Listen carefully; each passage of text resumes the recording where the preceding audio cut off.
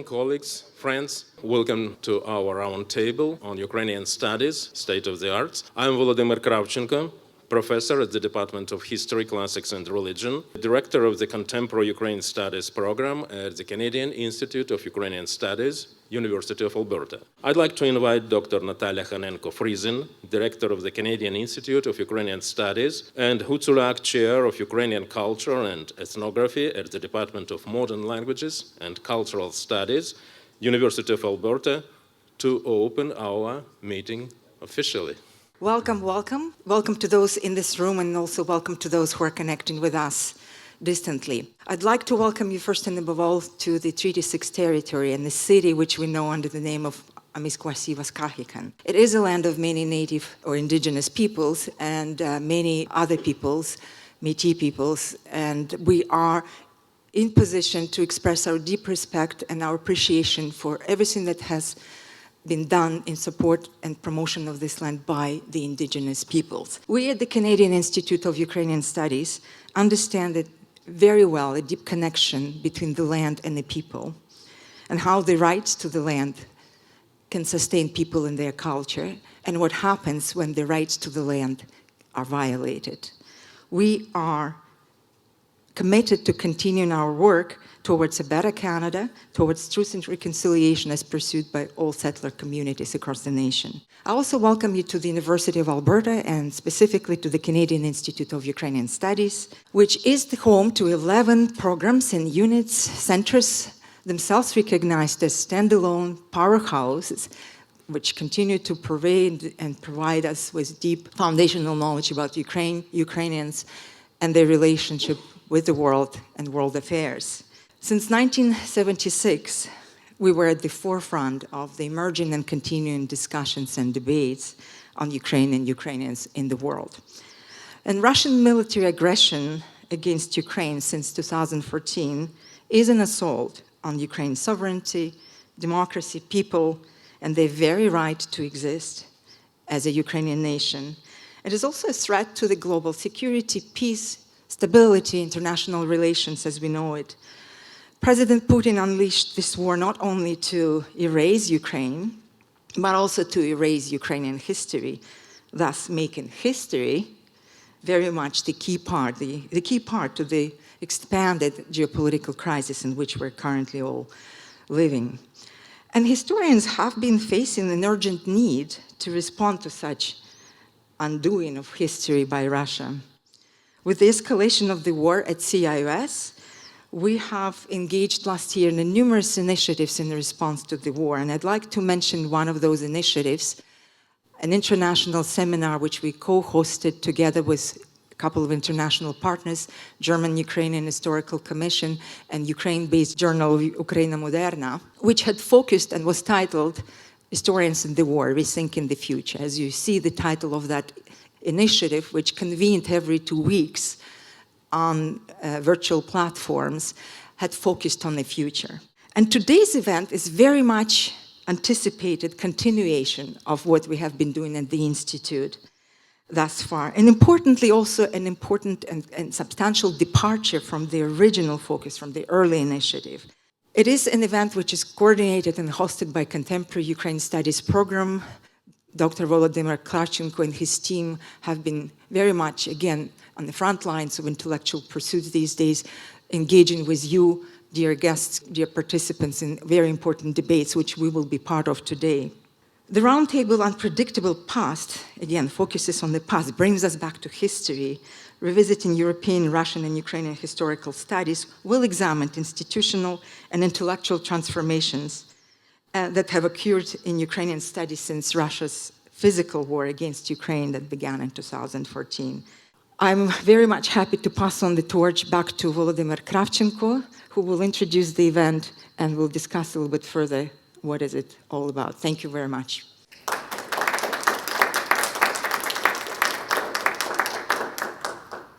Thank you very much, Natalia. In my dual role of the project's organizer and our roundtable's moderator, let me say a couple of words about the concept of the project under the title Unpredictable Past.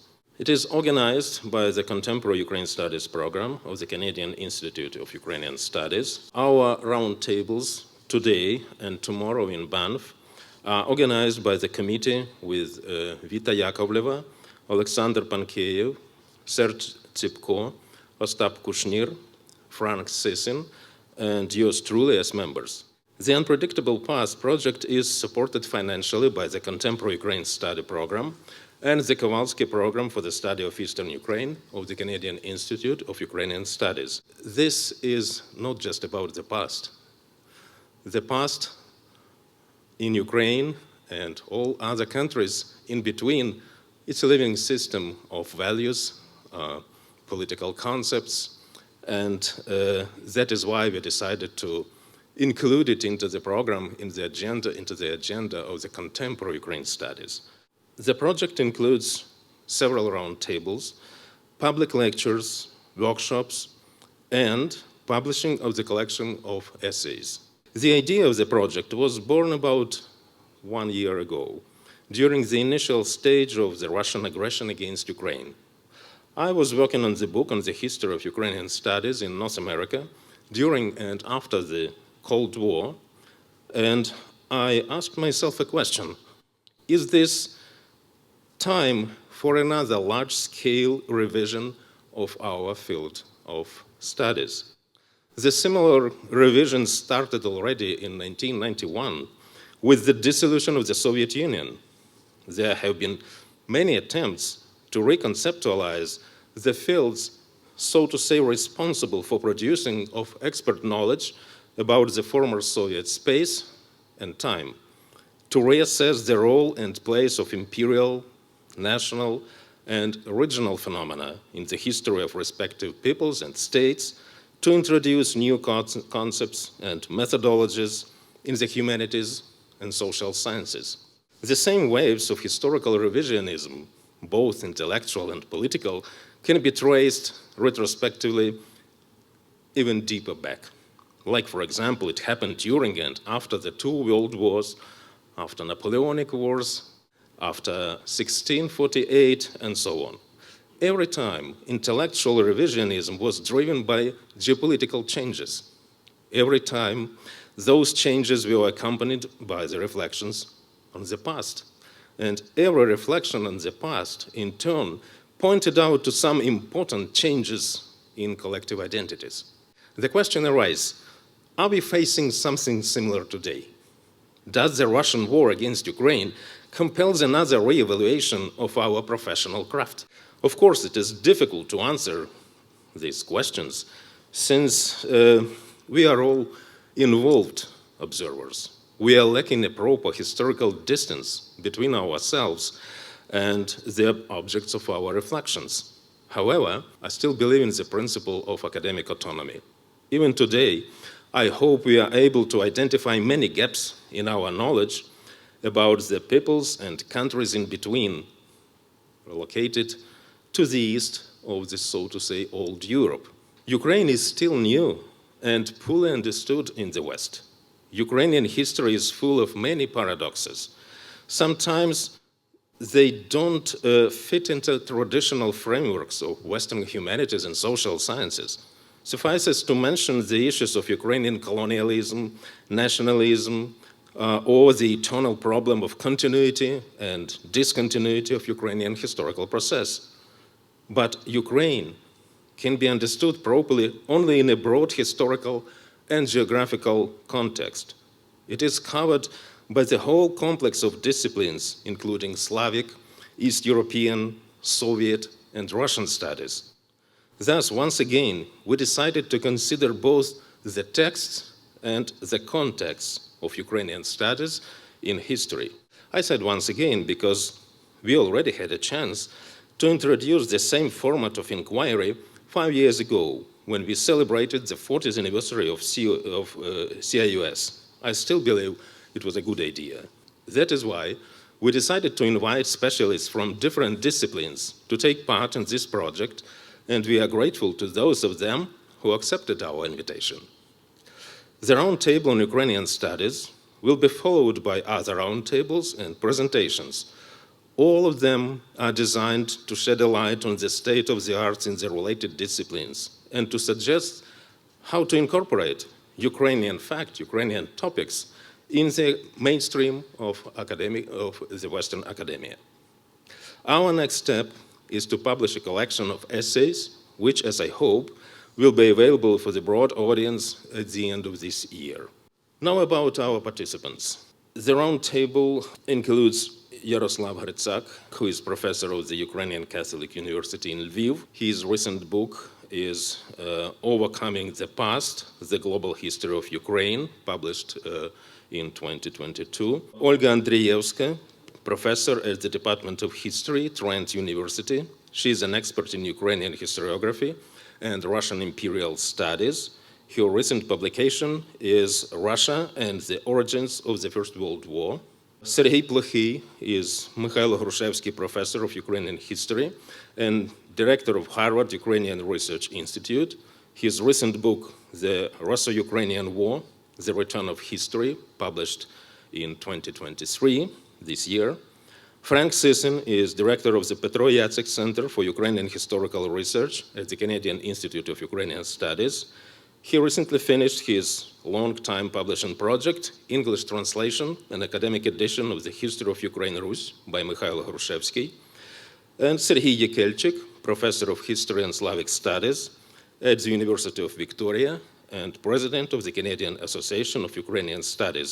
His recent book, Writing the Nation, The Ukrainian Historical Profession in Independent Ukraine and the Diaspora, was published in 2023, a couple of months ago. I hope I didn't miss anything of importance. We provided our participants with a questionnaire beforehand. The list included various questions about methodological and conceptual and topical aspects of our disciplines. The participants were free to choose any of them as the main basis for their presentation or to propose their own questions for the debates. I would ask each of our participants to start his or her brief presentation with a couple of words about their chosen topics. And after the presentations, we'll take questions and comments from the audience. Now I invite our participants.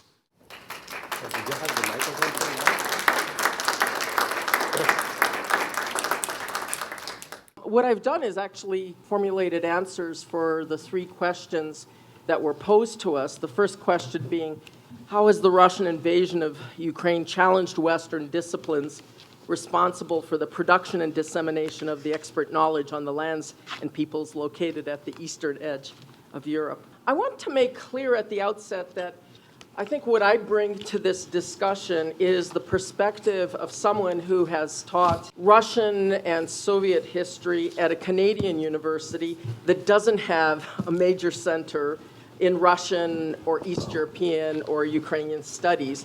I've taught at Trent University for several decades. I've taught undergraduates, most of whom had very little knowledge of this history. It's a broad audience in a certain way. I wasn't involved in training experts and specialists. I myself was trained as a Russianist and a Sovietologist, though my research interests have always focused on Ukraine in the 19th century and the early 20th century and the Russian discourse on Ukraine. I was part of a large exodus of scholars who studied Ukraine, who went from Harvard University to Canada to work and teach in Canadian universities. Ora Subtelny, Paul Bob Magachi, Frank Sisson, Zenon Kohut, Oleg Hilnitsky, Natalia Pilipyuk, Maxim Tarnowski, Viktor Ostapchuk, Taras Koznarsky. The list is actually much longer when we start to include scholars like John Paul Himka, who came from other universities to Canada. Serhiy Plokhy is the only one of us who managed to do this whole process in reverse and to go from Edmonton to Harvard. That we all ended up in Canada is not a coincidence. The reason we all ended up in Canada is because it was extremely difficult, if not impossible, for anyone who worked on Ukraine to get a job in an American university. Even James Mace eventually moved to Ukraine. He couldn't get a position, an academic appointment in the United States. There was a much more hospitable environment in Canada, though if you know the inside history, there was tremendous resistance in academic circles here as well to Ukrainian positions. I was fortunate enough to be applying for an academic position just as the Soviet Union was collapsing, 3 decades ago, when for a brief moment it became apparent that there was something else going on beyond Moscow that deserved attention. And that brings me to the first of 3 points I want to make in response to Volodymyr's first question. We are currently experiencing a decolonization moment in Russian studies, but decolonization is not a new project. Ukrainian studies has been decolonizing Russian history for nearly 2 centuries now, since the beginnings of modern Russian historical writing in the 19th century, when Mikhailo Maximovich went toe-to-toe with the Russian historian Mikhail Pogodin, the father of the idea of the Ruski Mir, the Russian world, over who actually inhabited Kievan Rus. There's been a sizable scholarly literature on Ukraine that's been accessible in English for a long, long time. The Canadian Institute of Ukrainian Studies here in Edmonton and the Harvard Ukrainian Research Institute, after all, have been in existence and publishing for over half a century. So it's really not a lack so much of production that has been the problem or the lack of voices. It's the reception to the production and to these voices. And Ukrainian studies, if we are to be honest, has been marginalized for a very long time in the Anglo world of scholarship.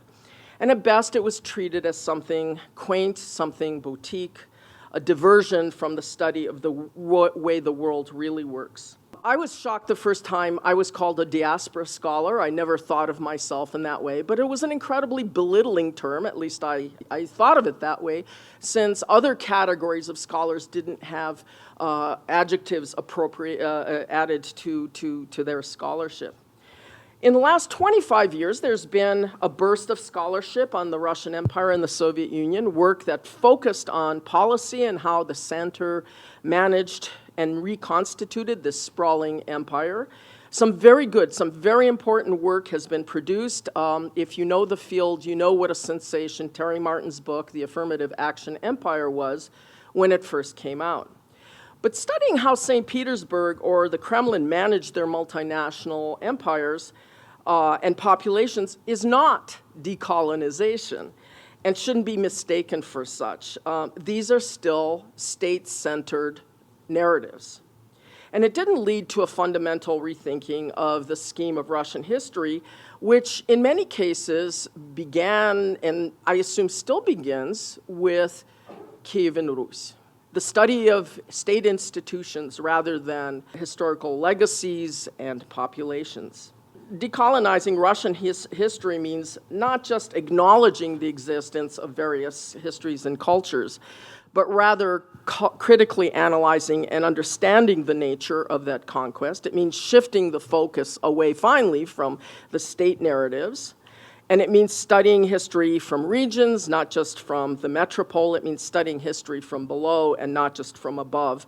And it means incorporating voices of those who were conquered and recognizing their own agency. And it means learning other languages. I don't want this to be a litany of grievances. With my first point, I want to say that there are some excellent scholars out there, young scholars who don't have academic positions, who have begun to really seriously rethink the Russian Empire and the Soviet Union and are creating new paradigms. And my fervent hope is that they aren't marginalized in the same way that my generation was, and that they are able to find academic positions. And this, I'm not speaking here merely of people who study Ukraine, but there's some really exciting work being done in the field of the Caucasus and Muslims in the Russian Empire. So that's my first point. My second point starts with the fact that Despite all of this talk about decolonizing Russian history, there are entire fields of Western academia that remain untouched and unchallenged by this war. You may know the name John Mearsheimer if you're following events and the whole discussion around international relations. He's a vocal opponent of aid to Ukraine. He's a University of Chicago political scientist and international relations scholar. And he's not just some kook. He represents a whole field of international relations scholars in the West. They call themselves the school of realism. One of the points that many of them make is that it was NATO enlargement that really provoked this war on Ukraine. That is a much more common view in the international relations field than you might assume. It's really a dominant view in many cases, because for every Paul Deneri, who's a political scientist who studies Ukraine, there are hundreds of political scientists in the field who view the world through the lens of great power politics and regard Russia's drive to achieve regional hegemony as natural and rational. And this war has not made a dent in that view. As recently as a few weeks ago, there was a political scientist from Northeastern University, Max Abrams, who had published an article in The Atlantic that the way to bring this war to an end is less aid, military aid to Ukraine. The problem here is epistemological. That is, it's baked into what international relations folks study and how they study it. Which brings me to my third and final point, which is that the future shape of Ukrainian studies is being decided on the battlefield. It's not just an existential war for Ukraine. It is an existential war for Ukraine. It's a war of different political systems, but it's also a war of historical narratives. And the kind of genocidal war that Russia is conducting in Ukraine kills people, but it also is intended quite deliberately to kill memory, to kill identity, to kill history. It's no coincidence that Russian armies are looting and bombing museums and libraries. And if Ukraine is able to recover its territory, if Russia is, as it appears to be, greatly weakened as a great power, then I think even the school of structural realism will have to confront a basic lesson of history that great powers are themselves historical phenomenon and not eternal categories. So that's my answer to the first question. The second question that Volodymyr posed was, what are the blind spots and controversial topics in national history narrative? What I want to just briefly say, and my second answer won't be nearly as long as my first, is that there are some interesting things happening in the university curriculum in Canada and the United States. It's going to seriously affect how Ukrainian studies goes ahead. In Canada and the United States and elsewhere, national history in the sense of a unified grand narrative covering many centuries is dying, if not already dead. History departments are moving or have moved well beyond the study of great powers, historic nations, as they used to be called, great European powers specifically. And I would say that's a good thing. Ukrainian history could never compete with this great great power paradigm. That is, there are courses on American history, British history, German history, and Russian history. And Ukrainian history could never compete in terms of enrollment or interests. And what we're seeing is the rise of global history in the last 2 decades, whatever that means. So it's not entirely clear what global history is, but of course it means at its most basic paying attention to the world beyond these great powers, to include other continents, to include women as well as men, indigenous populations and minorities as well as colonial elites. It's put a sharper focus, I think very good focus, on the vantage point from which these histories are being told and a recognition of the power structures of which the historian herself are part. So what the collapse of national history has done is to open up opportunities to frame Ukrainian history in new and different ways and to link it to other developments in other histories. And as I've said, it's not a bad thing. Thematic courses have largely taken over the undergraduate curriculum in Canada and the United States. And here, clearly, I am not speaking of Ukraine. There are very few history departments by now that don't teach courses in genocide studies. And that's one way that Ukrainian history, and specifically the Holodomor, has entered this larger discussion. Similarly, you'd be surprised by how many courses there are in the history of famine and the history of modern famines. And here again, the Holodomor, just to give you one specific example, is playing a very important part and introducing much larger, broader audiences to a glimpse of Ukrainian history. And I think this is really a revolutionary development because it makes it possible for the first time not to study states and great powers and how they achieved their great power status, but to look at histories and peoples that were never taught in classrooms. It's a different way of understanding the past, and there's a lot of really interesting creative work being done. There are historians of Ukraine working in the field of environmental history, for example, or food history. We ditched our first-year course in European history 20 years ago. We teach a first-year course on terror, in which it makes it possible to talk about the pogroms of 1881 that took place. It's a wonderful vehicle for being able to bring in all sorts of other experiences. Of course, this is not a replacement for research centers. It's not a substitute for developing expertise, for learning languages, but it is a way of bringing Ukrainian history, or rather parts of Ukrainian history and the Ukrainian experience, to a really broad audience of university students and linking Ukrainian history to universal themes. Thank you very much. Thank you, Olga. And I can see Yaroslav Hrytsak. Thank you so much, Vladimir, for organizing this conference. Thank you for having me here. It's a great pleasure and honor. And I would like to build my first answer to the first question on what Ola just mentioned, this kind of epistemology, because I believe it's essentially important. And I would say, don't take me wrong, please, but I am somewhat perplexed by the title of the conference. Why, by all means, you choose to state the past is not predictable? I was born and raised in the Soviet Union and spent half of my life there. And I do remember this metaphor was very popular during the late Gorbachev period. I tried to trace to whom this metaphor really belongs, and I failed. As in the case of his many famous metaphors, there are too many authors. Still, I believe what is clear, this metaphor is a clearly Russian origin, or rather late Soviet origin. I don't mind that we have a conference on the future of Ukrainian studies with this kind of metaphor. It may be a subtle irony. Still, I do care, however, about more profound things, which I believe are professional historians.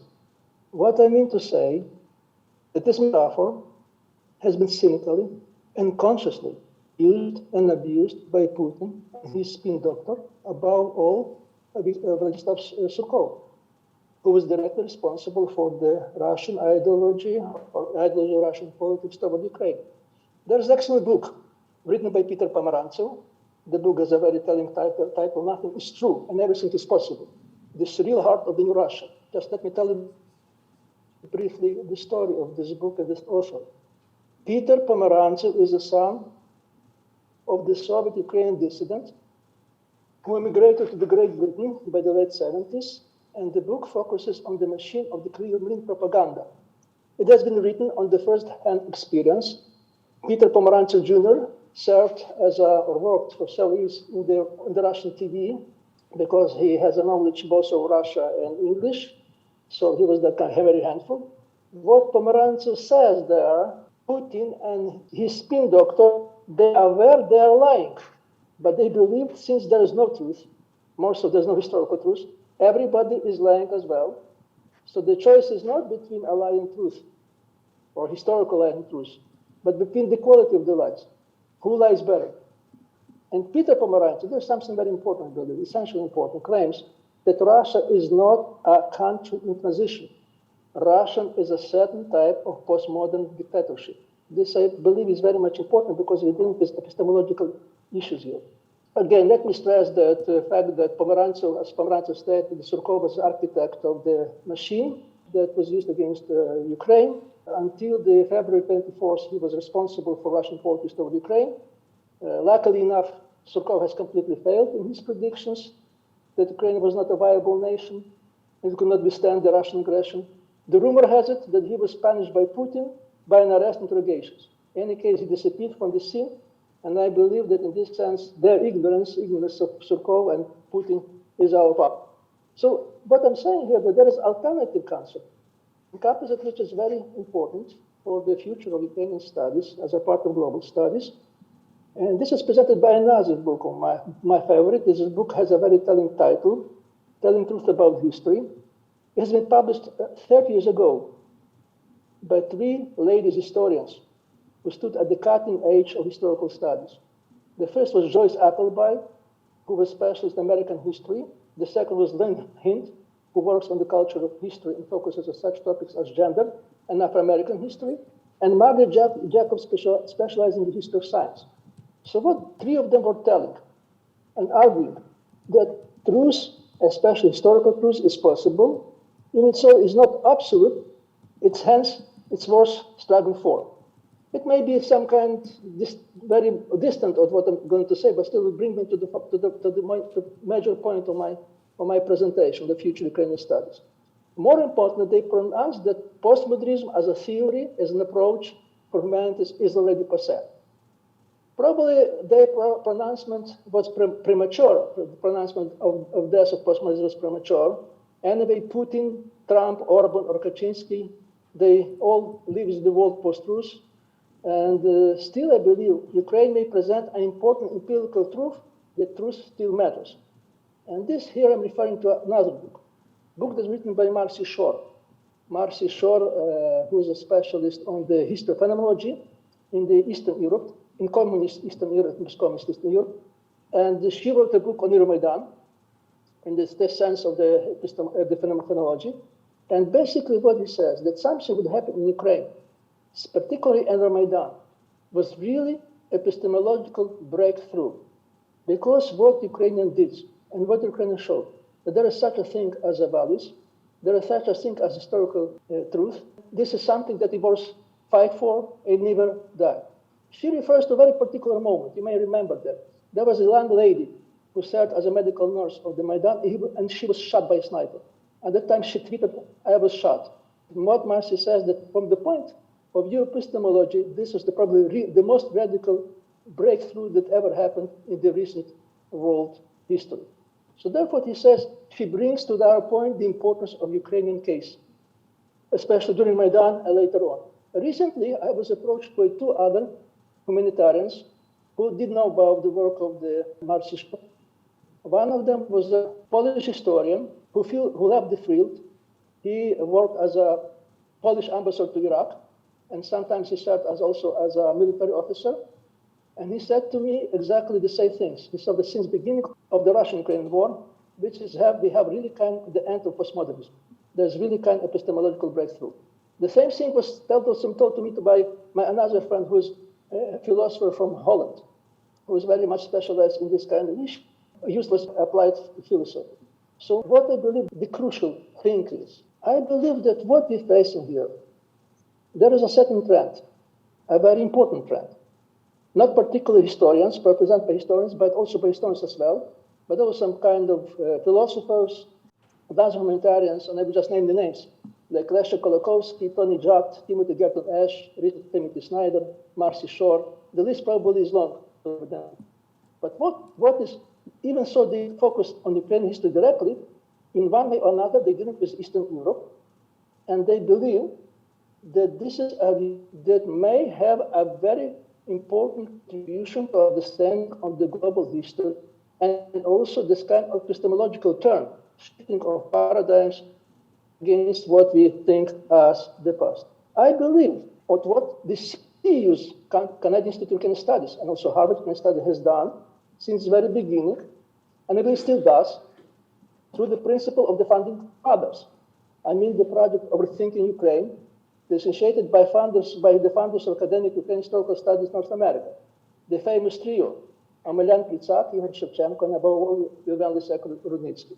I believe that rethinking past, the ability of the past, deserves to be a legitimate title of our conference and general motto of our profession, especially under the conditions of nowadays Ukrainian-Russian war. To conclude, I believe this is nothing really original to say, that this war is a game changer. Or as Olaf Schulz put it, this is Zeitenwende. Among many things, it also signifies a very important epistemological breakthrough. Whether we Ukrainian historians and students of Ukraine will use this opportunity, I'm not sure. Among other things, it depends on the aims we define for themselves. Therefore, a conference like ours is essential importance for definition of these aims, and I would like to thank organizers of the conference for the excellent idea. Thank you. Thank you very much, Slavko. I invite Sergei Plokhy.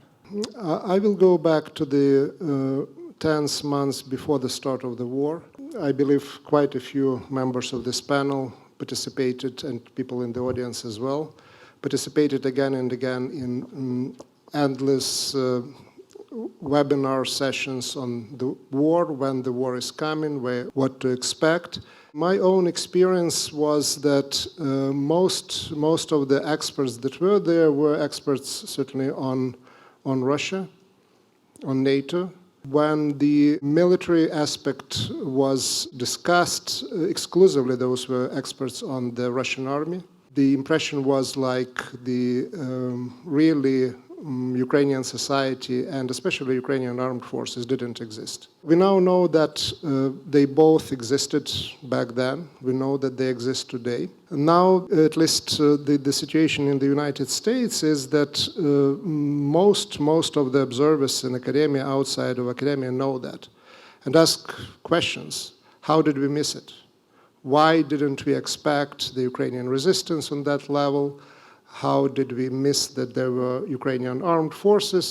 And the answer that came out slowly after recognition that there were major misjudgments was that, what the military experts were doing in particular was counting tanks and artillery pieces. That's a good beginning. But when it comes to the morale, when it comes to understanding the society, when it comes to understand the politics, that's where there was a gap. This is now more or less a mainstream view, which really creates an opportunity for people with expert knowledge in the field to contribute to this discussion. There is a request for that sort of knowledge. Very interestingly, and maybe counterintuitively, a lot of that knowledge and the questions are asked not necessarily, of course, for military experts as well and political scientists as well, but for historians in particular. The very important work that has been done by Tim Snyder and Applebaum and the interest that is out there in the explanatory framework for how did Ukraine, Russia, the world got into that war, what would be next. Very interestingly, actually, that sort of questions, important questions, essential questions, they ask to historians more than other experts in the field, which again puts a particular responsibility on us, on our field, and creates an opportunity that probably will not last forever, but this is the time, this is the moment when our voices can be heard. Not just voices of experts in the field in general, but historians in particular. Now to the challenges that this new attention, maybe unexpected attention to the country, to the field, puts in front of us. They manifested themselves already before the start of the war with publication of Vladimir Putin's essay on historical unity of Russians and Ukrainians. And I can tell you from my experience and my discussions with colleagues both in North America and in Ukraine, overall response was that, well, it's not really history, it's pseudo-history. How can we engage really directly in debunking what is there? Because by doing that, you already provide sort of legitimacy to the argument itself if you get engaged with it. What turned out a few months later was that that was not just an exercise in bad history and misuse of history, that was a preparation for the war. And the question for us, for our field, again, how you respond to that without providing the legitimacy to the arguments, quite bizarre arguments, outdated arguments of the other side. In the first weeks after the war, a number of organizations in the United States organized the marathons, and I participated in one of them where the experts in the field, broadly defined, were asked to comment in one way or another on their research that would be somehow related to the war, somehow would help to explain the situation. And it was a very, very interesting, first of all, show of the goodwill on the part of the field as a whole.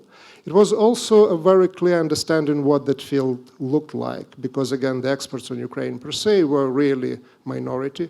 The majority were people, mostly in Russian studies, really trying hard to contribute to the effort, academic effort, that they considered to be important.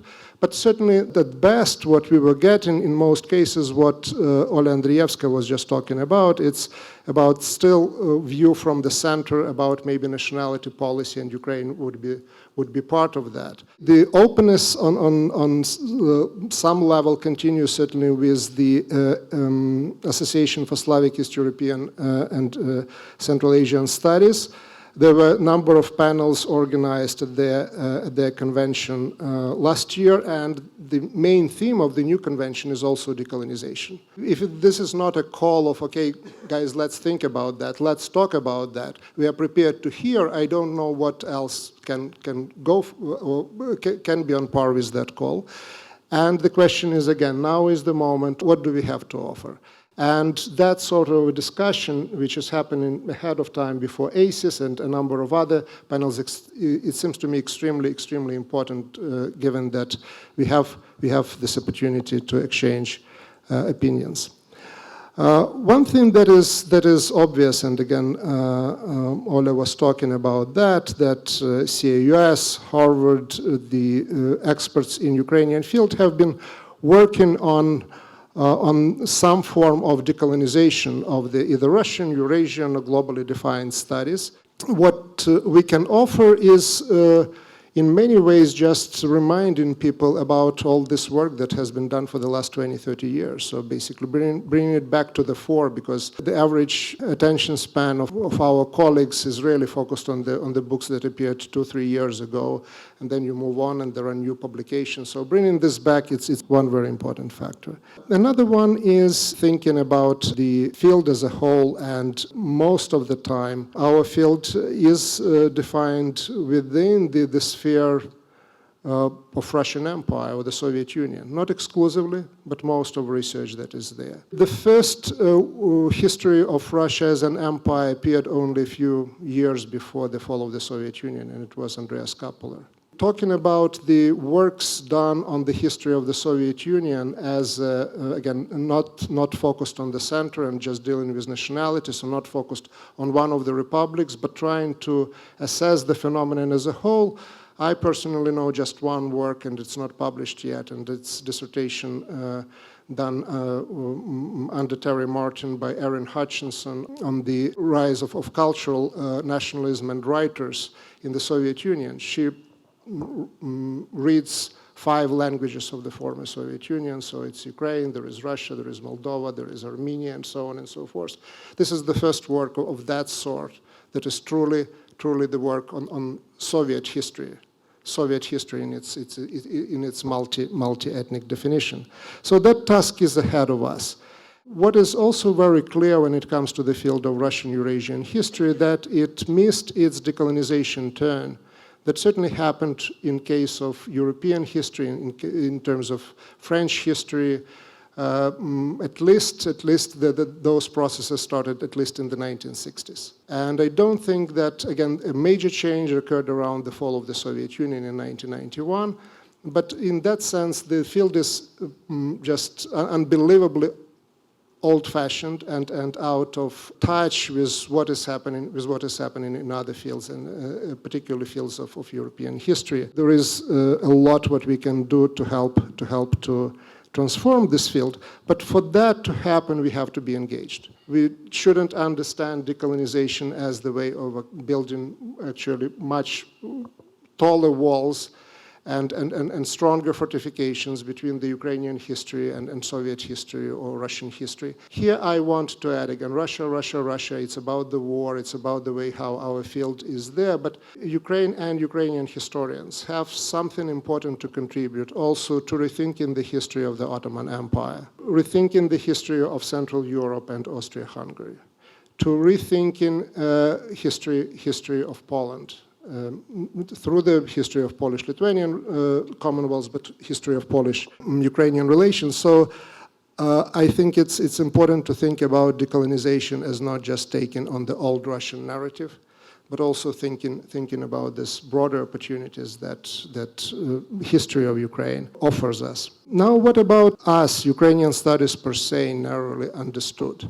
Is it just that somebody else has to change and somebody else has to decolonize, and we just have only wisdom to offer? I think that there is a demand for rethinking our field as well. And the demand, and Volodymyr Kravchenko was saying in opening remarks about that the impulses and this sort of demands really come from the transformational changes on the ground. Ola Andrievska was talking about the decolonization, it seems to be happening on the front line, so at least that's an important factor. Looking at Ukraine today, looking at the decolonization when it comes to the monuments, the way how it is understood, who stays, who goes, this is a new set of questions that people on the ground in Ukraine try to respond to, try to answer. And for us, this is really a task to look again at Ukraine as part of the Russian and Ottoman Empire, as part of the Soviet Union and Soviet history, and what is Soviet and what is imperial in the not just history but also in long-term impact on the development of today's Ukraine. We have also a challenge there because when the rest of the world moved very much to the post-colonial studies, what is happening in Ukraine have been defined very often as anti-colonial war from the perspective of Ukraine, imperial colonial war from perspective of Russia. And what it puts on the agenda, the questions that it asks are about anti-colonialism, when what the field, or at least broadly defined field, wants us to talk about is post-colonialism. That's again a challenge, how we deal with this demand of the field versus realization of what sort of questions are put on the agenda on the ground in Ukraine. In conclusion, a few words about our responsibility of historians who gathered here, historians working in the West, and Ukrainian historians who get more and more integrated into the Western academia. Because one thing that this war produced, it produced a massive outflow, not just of people in general, but also academics into European and North American institutions. We know how difficult the situation is with the permanent positions. The chances are that most of those people will not stay there. They will come back, and they will come back whether they want that or not, transformed in many ways through their experience of living, teaching, studying, trying to fit or rebelling against that new environment. To a degree, war produced a group of people who think or want to think in the same terms, larger than existed before, and created conditions for building bridges between the West, Europe, and Ukraine that didn't exist before. And that broadly defined group really can perform the leading role of transforming not just the field of Russia, Eurasia, but also Ukrainian studies, and not only for us here, but also for Ukraine. This is the moment. The challenges are huge. This discussion is very important in a way of thinking of how we can respond to those challenges. Thank you. Thank you very much, Sergei.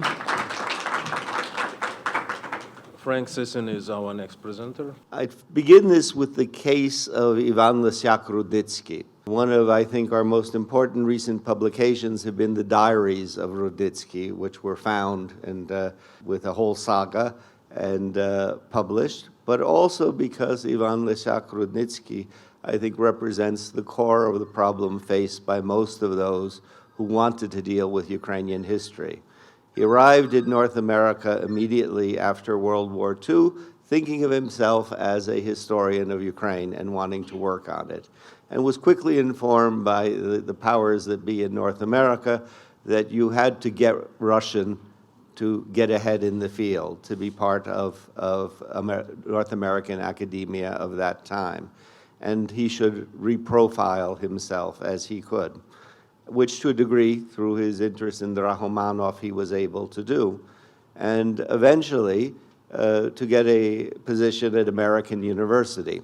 He continued doing research that most of us would still call Ukrainian history, but that fit within the borders that had been set down by the powers of North American academia. But when his tenure decision was coming up, it was argued that he didn't do the main line of Russian history, and therefore was not appropriate for a tenured professor of the university. It was a battle that was fought out with students involved in defending his case, because as we all know, he was an excellent teacher and a lecturer. He, in the end, won this battle, so it's one of the few ones in which we can say that decision came down well. But by that time, he had been offered a position at the University of Alberta to teach Ukrainian history, to do what he originally wanted to do. And as we well know, that was very important for the development of Ukrainian historical studies at this university. But I think that this is emblematic of what happens to that generation and other generations that come later. That is, Ukrainian history didn't fit and doubly would not fit. That is, that there was no way really to easily integrate it into the structure and paradigms of the time. Now, that Ukrainian history was studied, as we heard before, was largely due to the formation of institutes like the Canadian Institute of Ukrainian Studies and the Ukrainian Institute at Harvard, who could provide both the support for young scholars and in some cases positions, and could further publications. But there are those who later called the problem with Ukrainian studies and Ukrainian historical studies their ethnic basis and bias. That is, that this distorted their vision. Now, one could easily make the other argument that had they not existed, almost nothing would have been done, or very rarely would any study have gone on. But I think from the vision of today, can one imagine someone saying that, no, you are not competent to teach indigenous studies because you're an indigenous person? And yet, that was the way our field looked at it. You could easily, and the ethnic card could be played by those who dealt with Ukrainian history. Now, I'm not saying there are not those who were not biased and that did not push the Ukrainian issues too far, but it was an easy game to play to bring down those who wanted to work on the Ukrainian field. And I can give some specific examples later if we want to in a discussion. Now, when things changed, and they changed greatly with the breakup of the Soviet Union, it was largely social scientists and political scientists who study what might be called contemporary history in many ways, at least post-World War II, and in many cases post-Brezhnev history, who moved into the Ukrainian field. Some of them doing very good work, but many of them coming with both their presuppositions from the Russian field and frequently without knowledge of Ukrainian language. And this, I think, shaped the way they wrote about Ukraine. But we do have cases within the historical field where people in the Russian imperial period move into and want to work on topics associated with Ukraine. But often when one looked beneath what was being written, one found that not having been trained to do Ukrainian history, they often missed very basic facts, sources, and could make statements, for example, about the early modern period and what was written then that made clear that they'd never really read it. Not many cases, but few existed in the field. It was good because new people were entering, and they were entering from what was traditional Russian history, and in many cases we got good works out of this. The other element of Ukrainian historical studies that I think we have to face is that, in great contrast, say, to the fall of communism in Poland, when there were blank spots of Polish history on Katyn and other such events that had to be filled in, there was already a thriving historical profession that had not lost contacts with the historical profession outside of Poland. One can argue in many ways this was true to a lesser degree in Russia itself, in Moscow and in Leningrad, St. Petersburg. But as we well know, Ukrainian historical studies were decimated in 1972, and not only then. There were relatively fewer people who could work on Ukrainian history, that whole areas were taboo. The idea that one could not publish the sources of the 17th and 18th century after 1971-72 in Ukraine, mark it off as being very different from Armenia or the Baltic countries, and certainly from Moscow. And that meant that although there were good historians working within the Ukrainian historical establishment, I would still believe there were many fewer. And in a certain way, this was a negative impact on the formation of now new study on Ukrainian history in the 1990s.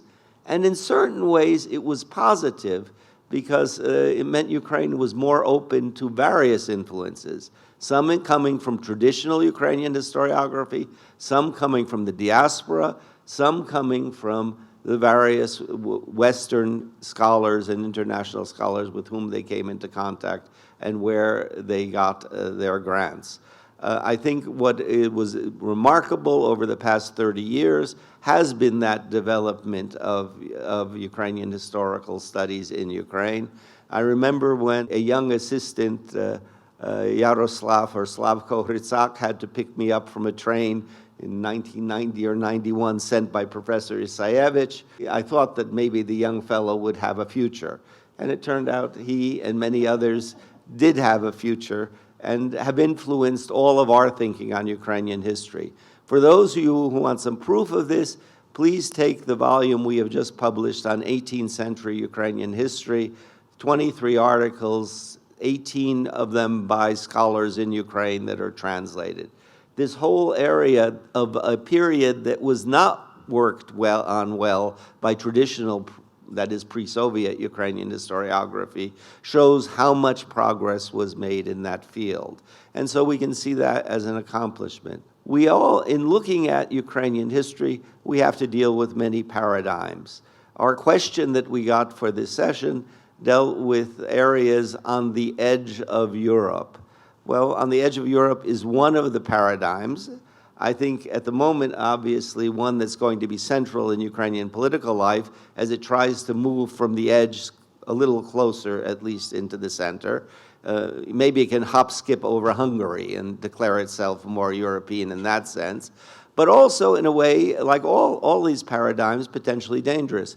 It makes us forget Black Sea studies, which are extremely important, other understandings of how one can conceptualize Ukraine as relating to Balkan history, thoughts about the specificity of Ukraine and its relation with Kuban and areas around it. We also have the Eurasianist problem. With my good friend Mark van Hagen, I had decades of close and non-contentious work, but when he picked up Eurasianism as his model for how we could move Ukrainian historical studies and general historical studies forward, we had rather contentious discussions on it. I must say, although never fully, towards the end of his career, he was willing to say that perhaps Eurasianism had some problems he had not conceived. And we know the problems that it has caused and does cause. I come out of a tradition that is firmly based in the world of Oskar Halecki and Polish historiography that conceived of East Central Europe. And Halecki, on writing his Limits and Divisions of European civilization, and transatlantic civilization, conceived of the field of East Central European history. And certainly in the many years that I taught courses at Harvard, Ukraine was squeezed in my paradigm into East Central Europe. So you could leave out Muscovy and much of Russia and see Ukraine as more closely related not only to Poland, but also to Austria-Hungary and Prague. It's a model that continues on in some circles of Polish historiography. And of course, we have the paradigm of Russophilia. Now, Russophilia is not a bad thing. To be a Francophile isn't generally, we view, very good for people who teach French literature or love French culture. Many people love it. There are many reasons people may love Russian culture. The problems with this is it became a blinder in the field, and it particularly made many scholars blind or unwilling to see the colonial elements as well as, at times, the chauvinistic elements of Russian culture. On a test to see how we get our knowledge, I looked up Pushkin and find that in his article in Wikipedia, there is no mention of his well-known poem, To the Slanderers of Russia, which brings his falling out with Mickiewicz. Wikipedia is not what I send my students or send students to look at, but it does tell us how knowledge is created and tells us these problems.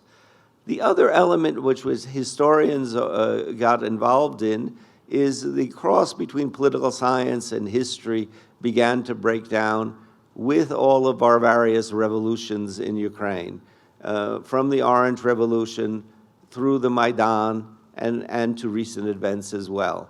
That is, as in certain ways our disciplinary divides are breaking down in the field, as well the tradition of what is history changed. After all, I began my own graduate studies at Harvard at a point when history of Russia ended in 1917. Everything else was political science. We've got to see that the two are closely connected. But we had many who suddenly became commentators on Ukraine, a element in which specialists in Ukraine were sometimes not called in because they might be biased. So instead, one could hear Stephen Cohen announce that, of course, the city of Kyiv supported the Maidan because Kyiv is a Catholic city. And this was, as I think I have the correct source, is what NPR public television could put on. Much of this did not get challenged, and it showed at this point the lack of successes we had in Ukrainian studies in reaching at least a point where there could be an open discussion and what I would still call facts could be checked. So was that a failure of our field? Did the experiments in working on Ukrainian history, were they successful or not? I think the greatest success I go back to is the developments in Ukraine, and that Ukraine became the center of where Ukrainian histories were being studied, as well as in surrounding countries, above all Poland. The tremendous growth of Ukrainian historical studies in Poland, the degree to which Polish studies, also Polish scholars did, particularly in the 1990s, serve as mentors in much of the way that Ukrainian historical studies developed. It extended beyond that, and indeed it extended into Russia as well, at least the beginnings of the study of Ukraine. This would at least provide other visions of the field. In answering our other questions, I will only merely say this. One, when Putin's statement came out, many people dodged the issue. They said, this is propaganda, and so we historians will not answer it. But if you look in the catalogs where they teach at universities, you will find frequently they start the history of Russia sometime in the 9th century. You know, the first course they teach is 9th century to, by now, to the 19th century frequently. There were all too many people, and here I would argue probably in literature more than history, who believed in many of the early elements of Putin's vision, that there was an old Rus or old, whatever we will call it, people, that there is a point where it breaks down, and really had no place for Ukraine in their narratives. So I think there was a way in which this was not done, although specialists have long challenged it.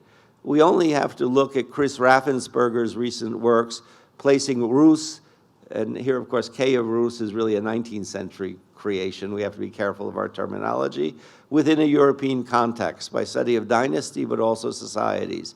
A whole revolution of the field of medieval studies that has very little impact on all those people teaching Russian history who were trained on 19th and increasingly on Soviet history, who don't go back to read this when they rethink of this. And indeed, who, as Chris has said, could profit much by studying Hrushevsky's works, because some of the issues that are of importance appeared in those as well. Otherwise, I agree with his statements that Serhii Plokhy made about putting in various contexts, the rethinking of Polish history, which is going on, because suddenly Polish scholars are for the first time finding that they have to read Ukrainian, which many of them, other than the specialists, have not been reading lately.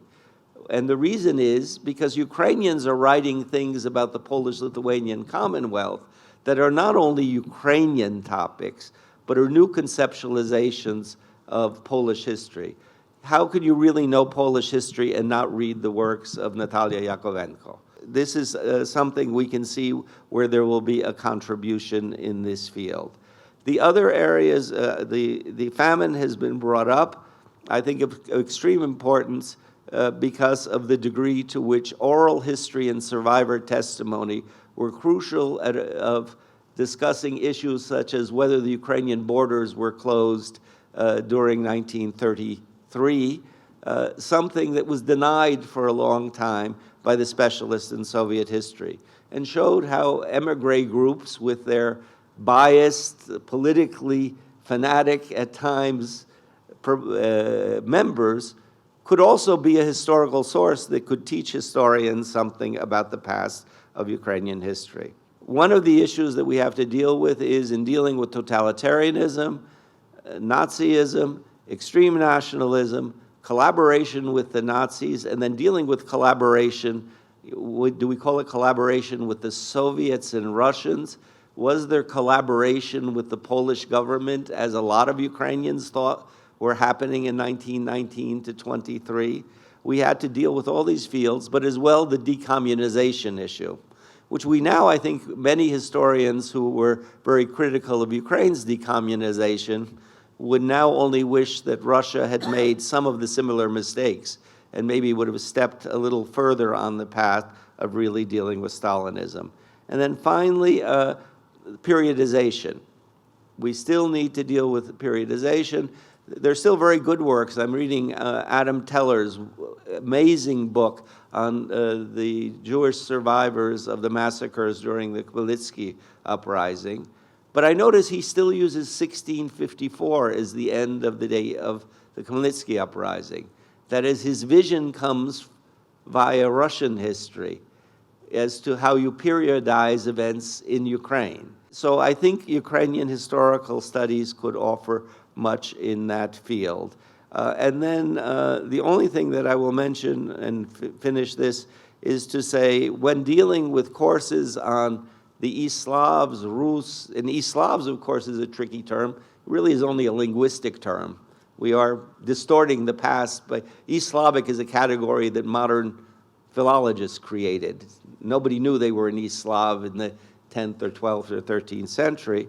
Our colleagues in German or French history no longer spend a lot of time trying to figure out how much Karl der Grosse or Charlemagne's empire was part of their national history. And yet we are back into this world with Putin's immense statue now put up of Volodymyr, as he's called in the Chronicle, or Vladimir, as he is on coins in Church Slavonic, or Volodymyr in modern Ukrainian. And as textbooks in Russia begin to drop the events that occur in Ukraine from their past. So I think we will, I fear, long have to deal with these myths and the return to the past in this as well. Thank you. speaking last is a bit of a challenge on a panel with such distinguished colleagues because they have already made quite a few of my really important points. But let me try to approach it from a slightly different end. So when we think of new historical narratives and revising the traditional way of teaching history, the current wisdom in the field would be that we need to explore more transnational or entangled history. And I have tried, and quite a few colleagues in the field have tried. Today, when I think about it, it occurs to me that perhaps in the Ukrainian case, there is certain injustice ingrained in such an expectation, because transnational or entangled history wouldn't really challenge the empire, but it would instead force the Ukrainian history to remain in the passive mode, in that Ukraine is, in fact, a recipient of certain transnational trends delivered by modern economy, war, genocide. Well, the Ukrainian history is very obviously entangled with the Russian history, but would that be indeed the way forward for the field? Or would it be just another convenient excuse for justifying the empire's presence and the empire's, perhaps, cognitive dominance in the explanation of Ukrainian historical process? When I'm also thinking, like quite a few of us do today, about that debate from the early 1990s, initiated by Mark von Hagen's article about Ukraine, whether Ukraine has a history, and some of panelists participated in that debate. I'm also thinking that the proposal that the strength of Ukrainian history was to be found in its ambivalence, while very constructive generally, for the particular imperial situation in which Ukraine found itself historically, is again not necessarily helpful. Because you see, if Ukraine has to accept its ambivalence, with that ambivalence also comes a reflection of cultural hierarchies, typical of the empires. And also, the acceptance of Ukrainian ambivalence and permeability of borders doesn't really challenge Russia. It only really challenges the traditional national paradigm narratives of Ukrainian history. So that seemed to be a little bit one-sided. But then, of course, in recent decades, or particularly in recent years, the notions of new imperial history and decolonization have been introduced into the field. Here, at least, new imperial history was being applied to Russia by some distinguished writers in the field, including Ilya Gerasimov, who was supposed to be at this event, doing very interesting work on deconstructing the languages of the empire, questioning the normalcy of the empire. As you would remember, Slavko Hrycak spent some time arguing for the normalcy of Ukrainian history. Well, here we have scholars in the field arguing against the normalcy of the empire and for the examination of imperial situations as practices. So with these new trends now arriving on the scene, it could possibly be the answer for Ukrainian historians. My modest proposal would be for epistemic sovereignty. And that notion does come up in Ukrainian debates on social media, so it's not necessarily formulated in this way. What would epistemic sovereignty mean? That would be the assertion of Ukraine's right to decide what kind of fights it is going to fight in the field of historical narratives and whose language it is going to speak, both in the terms of vocabulary and in the terms of the actual Ukrainian language of publications being accepted in the world. And of course, these are the same questions that belong to the field of new imperial history and that guide us through the channels of decolonization to address the traditional narratives. Such an experience of epistemic sovereignty would actually challenge the two traditional quote-unquote partners of Ukraine in these grand narratives. One is, of course, Russia.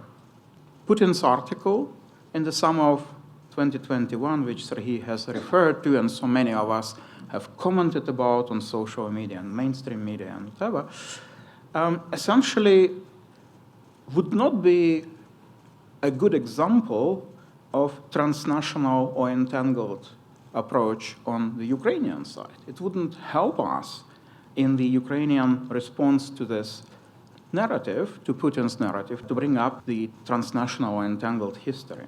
But if we actually emphasize the Ukrainian agency in writing and speaking about Ukraine, then this dilemma is actually turned around to show that it's not, in fact, that Ukraine needs to explore transnational because Mr. Putin says so, because his narrative, in fact, fits with a transnational paradigm, because his point is that that the West has been trying traditionally to undermine the Russian-Ukrainian eternal friendship and unity. So if you turn it around against him in the mode of new imperial history and decolonization, let us put Ukrainian agency first. In this case, it would turn out that it is Mr. Putin who is being reactive. He reacts to the Ukrainian challenge, and his reaction demonstrates that Russia really cannot exist in the way it imagines itself without Ukraine. And of course, the war and the most recent all-out invasion demonstrate very clearly that these are not just the narratives. These are the actual practices of imperial rule that Ukraine is actively fighting against. But then perhaps Europe is another category that we need to bring into this analysis. As you know, the notion of the European Union, or Europe more widely, has been used in Ukraine as a metaphor of sorts, standing for the notions of the rule of law, democracy, struggle against corruption. The way the notion of Europe functions in Ukrainian discourse is quite a bit different from the reality of the European Union and how the European Union functions.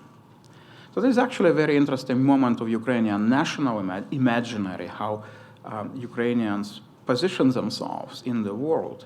But that's not the real Europe again. That's an imaginary one. Except, of course, if we just say that Ukrainians imagine themselves as part of Europe, that is again an attempt to fit into some kind of preconceived narrative, which in fact the European Union quite openly promoted in funding research on Ukraine and other eastern neighbors of the European Union by arguing that the very notion that one day you might be admitted to the European Union would make all these countries democratic and wonderful, which of course does not necessarily work, and as David Marples knows all too well, in the case of Belarus, it spectacularly failed so far, not to mention Russia. Well, but then perhaps the problem is that Ukraine needs to articulate its own vision of what Europe should be. This is what has been happening in the course of this, particularly since February 2022, because the Ukrainian authorities, individual Ukrainian opinion makers, cultural figures, historians, some of us on this panel, kept telling the European audiences that Ukraine is fighting for a certain type of new world, for a certain notion of the West and Europe. Europe then needs to be held accountable to this idea, this ideal notion of Europe that Ukraine imagines.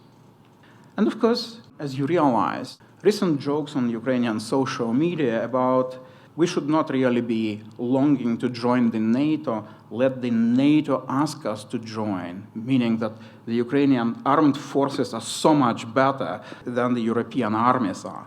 And of course it is a joke, but every joke includes an important component of cultural practices. And here we are, turning it around, producing the Ukrainian agency, telling Europe that it needs to want Ukraine in order to be Europe. And then, of course, I haven't been talking too much about decolonization so far, but a new vision of Ukrainian history would also challenge the post-colonial paradigms. And this is actually fairly obvious when you speak on this topic with colleagues who do post-colonial studies, especially in Anglophone literatures, let's say. Because the Ukrainian post-coloniality is primarily about asserting Ukraine's place in Europe, which is in fact very strange, because in post-colonial studies, Europe is the colonizer. So you are using the bricks from imperial discourse, but you're constructing yourself in an opposition to Europe. So the Ukrainian case is unique in a variety of ways. It doesn't fit directly this paradigm, challenges this paradigm to produce a different one about imperial political and social and cultural hierarchies, because present-day war demonstrates to us that the Russian attitude to Ukraine could include the notions of racism and genocide. So we are on the same trajectory as post-colonial studies, but different in a way. And this difference is important to understand because so many Europeans actually misunderstand the Ukrainian struggle precisely because of the slogan of returning to Europe or reclaiming traditional place in Europe. Well, in this case, what narrative for the future? What can Ukraine produce? And we as Ukrainian studies specialists in the West can produce in order to change the field, to redefine perhaps the field. One thing is, of course, that there exists in Ukrainian studies, especially in Ukraine, the national paradigm, and a number of colleagues sitting at this table wrote about it, edited books actually about it, about what to do with it. But I think it's important to stress that the national paradigm is in fact a very recognizable anti-colonial strategy. For whatever expectations in the world that Ukraine transitions to the post-colonial mode, there's certain moments of that, like, Jewish Banderites, Żydobanderivцы. This is that kind of hybridity, that kind of a new identity which emerges afterwards. But generally, if we reach out into research on colonial and post-colonial situations, it's impossible during the war. It's impossible with the lack of engagement from the colonizer, and especially when the colonizer attempts to exterminate you. It's impossible under such conditions to transition to post-colonial vocabulary. So Ukraine is locked for now in anti-colonial vocabulary, and we need to acknowledge that. And of course, as one of the scholars who, when decommunization came around, my initial response was, and it was in a variety of interviews too, that it is really about decolonization, right? Because Putin was not a member of the Politburo. Catherine II was not, in fact, a Bolshevik. So it is a larger set of colonial relationships that we will be examining.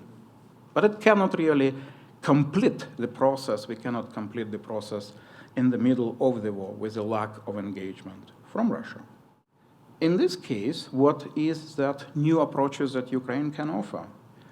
Well, off the top of my head, Marcy Shor's book has been already brought up at this panel, and she speaks about the return of metaphysics. But I think what she really means is, in fact, the revival of the faith in society, in civic society, in the possibility of social and political change through social and political activism. And that is fairly important because when we try to build in the Ukrainian narrative into the world history, we very often go around speaking about World War I and World War II and genocide, the famine. These are indeed the crucial points that emerge in such a discussion. But nevertheless, the recent revolutions and the war demonstrate very clearly that there is more. And the Ukrainian contribution can include a non-violent civic revolution, civil society that can reclaim power from the state, and perhaps, very importantly for us as historians, the practices of cultural resistance are really important for the understanding of Ukrainian culture during the 20th century. Fighting back sometimes using the tools provided by the colonizer and trying to accommodate the Ukrainian situation and trying to prevent Ukrainian insurgency. these are the practices of resistance and assertion of your right to select the language you speak, both metaphorically and literally, that are truly global. Now, how do we then implement that in the field of teaching is a more complex issue. And I really liked so many points made by my colleague Olga Andreevska about teaching. In my own department, the first thing to do is, of course, to rename the department, which we did successfully a long time ago from Germanic and Russian to Germanic and Slavic studies. And now the consideration of Central and East European is also in the works, potentially for other organizational structures at the university or programs, perhaps graduate programs. But then, of course, the courses you create would not be the traditional ones. So the big challenge is introducing Ukrainian topics in Imperial Russian history and the Soviet history. But that is, in fact, made possible by the discussion of these contributions. We now finally see the significance of Ukraine. And also, of course, there is a way of inventing new courses that would challenge 20th century European history and demonstrate the importance of Ukraine and Ukrainian experience in these processes. And in my own teaching, perhaps the most telling, most advanced example of that thinking is the course on the Eastern Front in World War I and World War II, in which I talk a lot about Ukraine and try to show that the empires developed similar policies in more ways than one towards the same region. And of course, I also teach the genocides, and my spouse teaches history and memory in Eastern Europe. And of course, these are the courses that focus on trends rather than the units of European history. And of course, in Slavic studies, when I do get to teach any surveys of introduction to Slavic and European studies, the most telling task right now, the most important task right now is, of course, challenging the notion of the quote-unquote great Russian culture. And I'm finding this surprisingly easy with some colleagues because they, if they have been trained as literary scholars, are actually familiar with the notion of decolonization and how you restructure the narratives. And this also involves, of course, making a point to colleagues at your universities that a course on the war or on modern Ukraine and the war is in fact a required thing for now, because there should be a commitment to recovering the Ukrainian voice, as I have outlined before. And of course, some of us teach courses like that, right? But it would be really nice to have more people than you can count, than you can fit into one panel to teach courses like that. And so I'm sure others have also received, emails out of nowhere from some universities saying, you know what, we are introducing a course on Ukraine. Wow, this is great. Go ahead. Just make sure that eventually you also introduce the Ukrainian practices of resistance and the Ukrainian voice in other courses you teach on the area, on Imperial Russia and the Soviet Union and its successor states. Done. Thank you so much.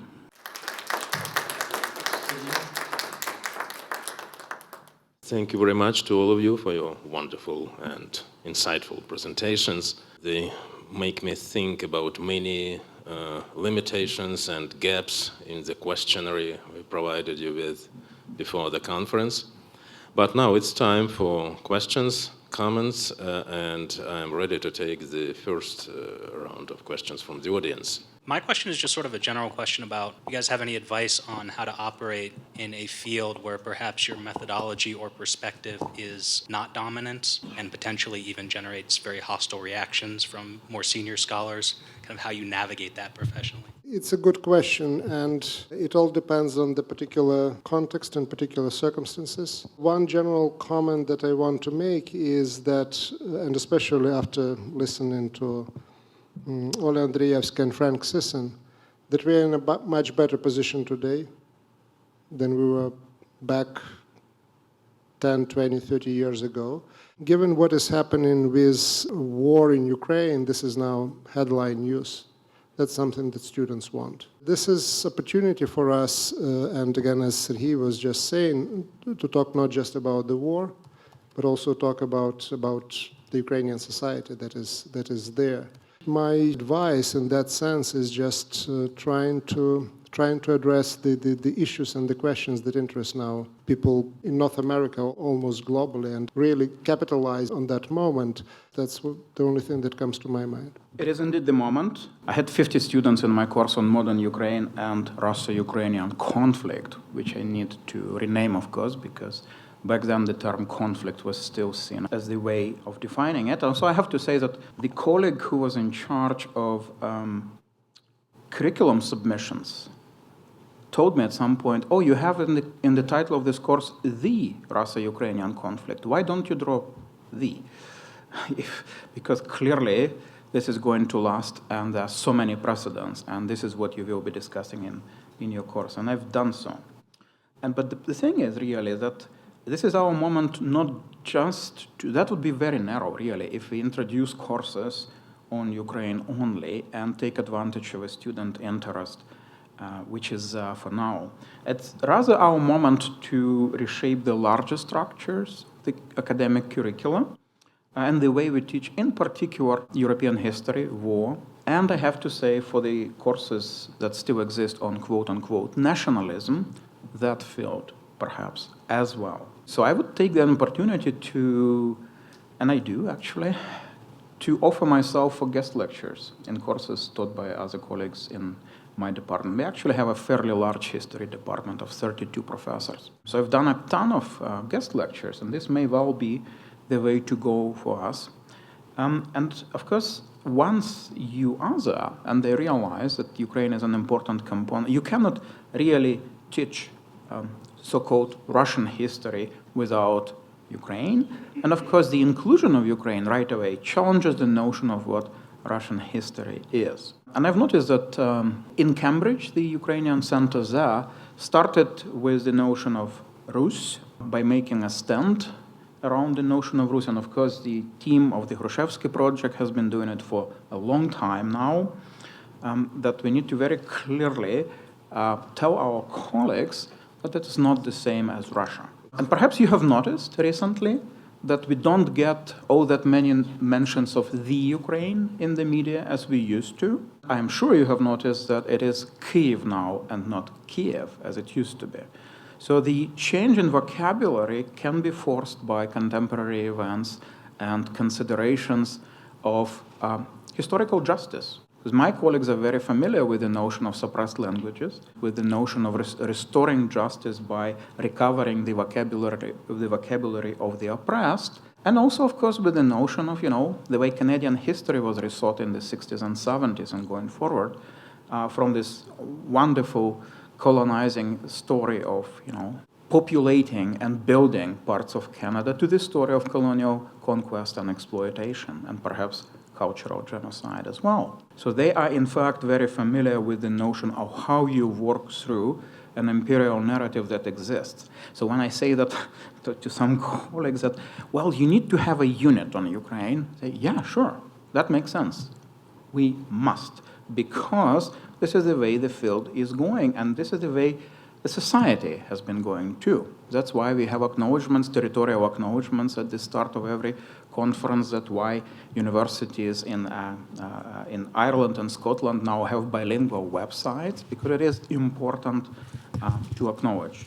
And so that moment works in favor of introducing Ukrainian units, if not Ukrainian courses, but also perhaps, as I said, more importantly, reshaping the existing practices of teaching that part of Europe, Russian history, quote unquote, war, and perhaps, quote unquote, nationalism as well.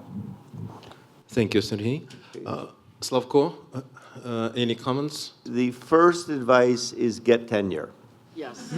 So this has got to be the major strategy. I think his question was a bit wider even than just our Ukrainian field. Number two is don't let it get to you so that it distorts you. You're going to have to put up with a lot of people who do have power, and power over you will try and reshape. So you have to accommodate to a degree. There is a classic case, and I know that Zen and Kohut will not mind if I mention it. We all know his classic study on Ukrainian autonomy and Russian centralism. A certain advisor at a university I won't mention, who could not conceive beyond Kiev and Russia and other such issues, saw that something he'd written was too nationalist and he should rewrite it. He took back the chapter, put it in a drawer, waited 6 months, and submitted it word for word. And then the committee said, oh, it's like night and day, the improvement. So you will have to put up with this if people are ideologically divided. The field you entered when you go through Ukrainian ones was particularly divided. We mentioned James Mace, which is, I think, the classical case. There, to my mind, there's no question that he was blackballed, and this prevented him from getting a job by certain divides within the field. But I think the crucial thing is you've got to work, you've got to do what you want to do, but not let it get to you that you're constantly in battle with them, because then it closes you off as well. I realize none of them solve the problem. If you've chosen this vocation, as we did in a certain way with Ukrainian history, you either live with it and try and figure how to get that tenure somewhere, and then I hope it made us better. Perhaps it didn't. Let others judge, but you always hope that it would make us not be closed off to non-standard ideas and ways of going, although sometimes it does work the other way. I didn't want to jump in originally because I just couldn't imagine someone who has tenure telling somebody who doesn't have tenure how you negotiate in a situation like that. But once you get tenure, everything becomes a lot easier, believe me. But Henry, I think you've really illuminated a big problem, and that is something that goes well beyond Ukrainian studies, but affects Ukrainian studies profoundly, and that is this notion of Russian exceptionalism. So global history is often taught as capitalism, the rise and spread of capitalism. And in that model, in that paradigm, Russia is on the other side of the divide and appears as kind of a victim of Western capitalism and Western imperial ambitions. There are lots and lots of historians who teach the world that way, and for them, Ukraine really sort of doesn't fit. And it's extremely difficult to, there are huge zombie concepts out there that have to be challenged, that go well beyond Russian history. And once you get tenure, you get to challenge those topics. I just want to maybe play a bit of the devil's advocate or be a bit provocative. Is there anything to be gained by confronting on an individual basis some of these scholars out there and their legacies? Generally, scholarly discourse is polite and restrained or whatever, civilized, Maybe you need to take a conference together and have somebody look at Stephen Cohen's legacy, look at Mearsheimer, look at by name individual, hold them accountable for what they've written and the influence they've had to challenge them. Anything to be gained by that? I can give you a list of people who ought to be. One of the things I learned early in my career is that people after a certain age have a great stake and investment in the scholarship that they've produced, and they will defend it to the death. Stephen Cohen is a really good example of somebody for decades who ignored all of the evidence in front of him and never changed. So the question is, who are you trying to change? Who are you trying to appeal to?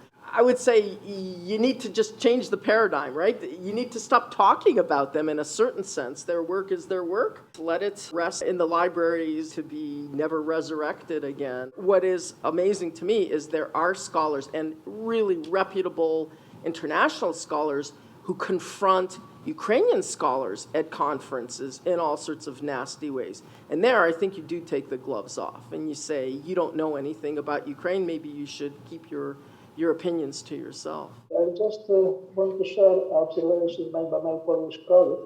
And he said before the war, it was very hard to be a Ukrainian historian because nobody really believed it. Nowadays, it's very hard to be a Russian historian because now really nobody believes in the stories that produce this kind of the old schemes. What I mean to say, and I here agree with Oля Andreevska, that basically the shift paradigms is now defined on the front.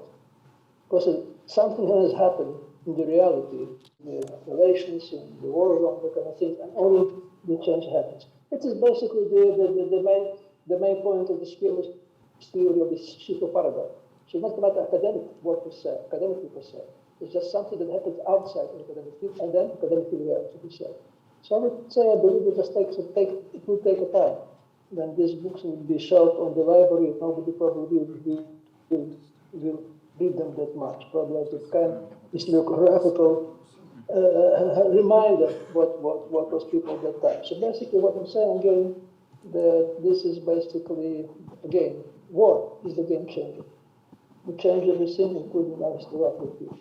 Thank you. Sergei Plukhin. It's a complex question and simple also at the same time. It's our responsibility to engage with ideas, not go after individuals. You mentioned Mearsheimer. Well, there was Mearsheimer in 1994 arguing against Ukraine passing its nuclear weapons. So what Mearsheimer you want to attack? The question is the ideas, right? And they have to be engaged. That's our responsibility. And in context of our today's discussion and the decolonization of the field, reformation of the field, one of the things that we have to start with Kluchevsky. If you want to get to Putin, we have to talk about Rezanovsky, which is a basic text. About Rezanovsky not as a person attacking him one way or another, but about the set of ideas. That's an absolutely necessary prerequisite for any rethinking of any field, Ukrainian, Eurasian, Russian, or any other. That involves actually going back and trying to figure out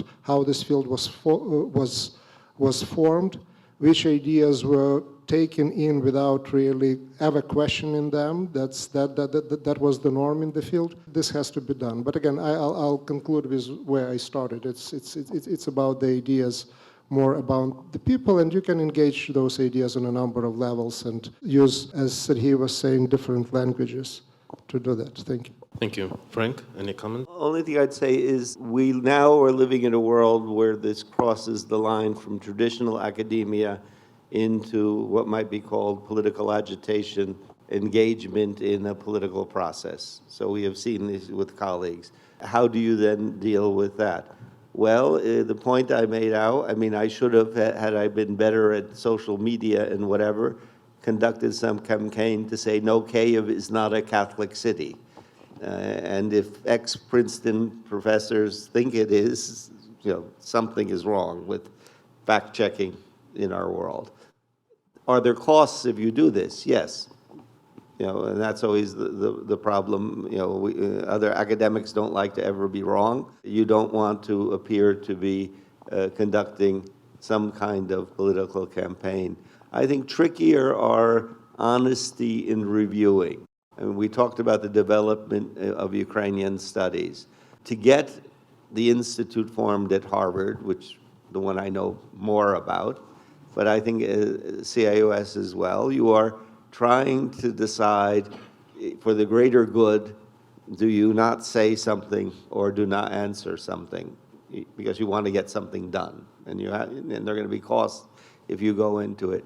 But I do think of books that I should have written a review in the most academic of way to have pointed out there were problems. Because if you don't, you'll live with it later, 10 years later on it. The idea of pointing out, I mean, with Mearsheimer, you're really dealing with someone who has a political vision.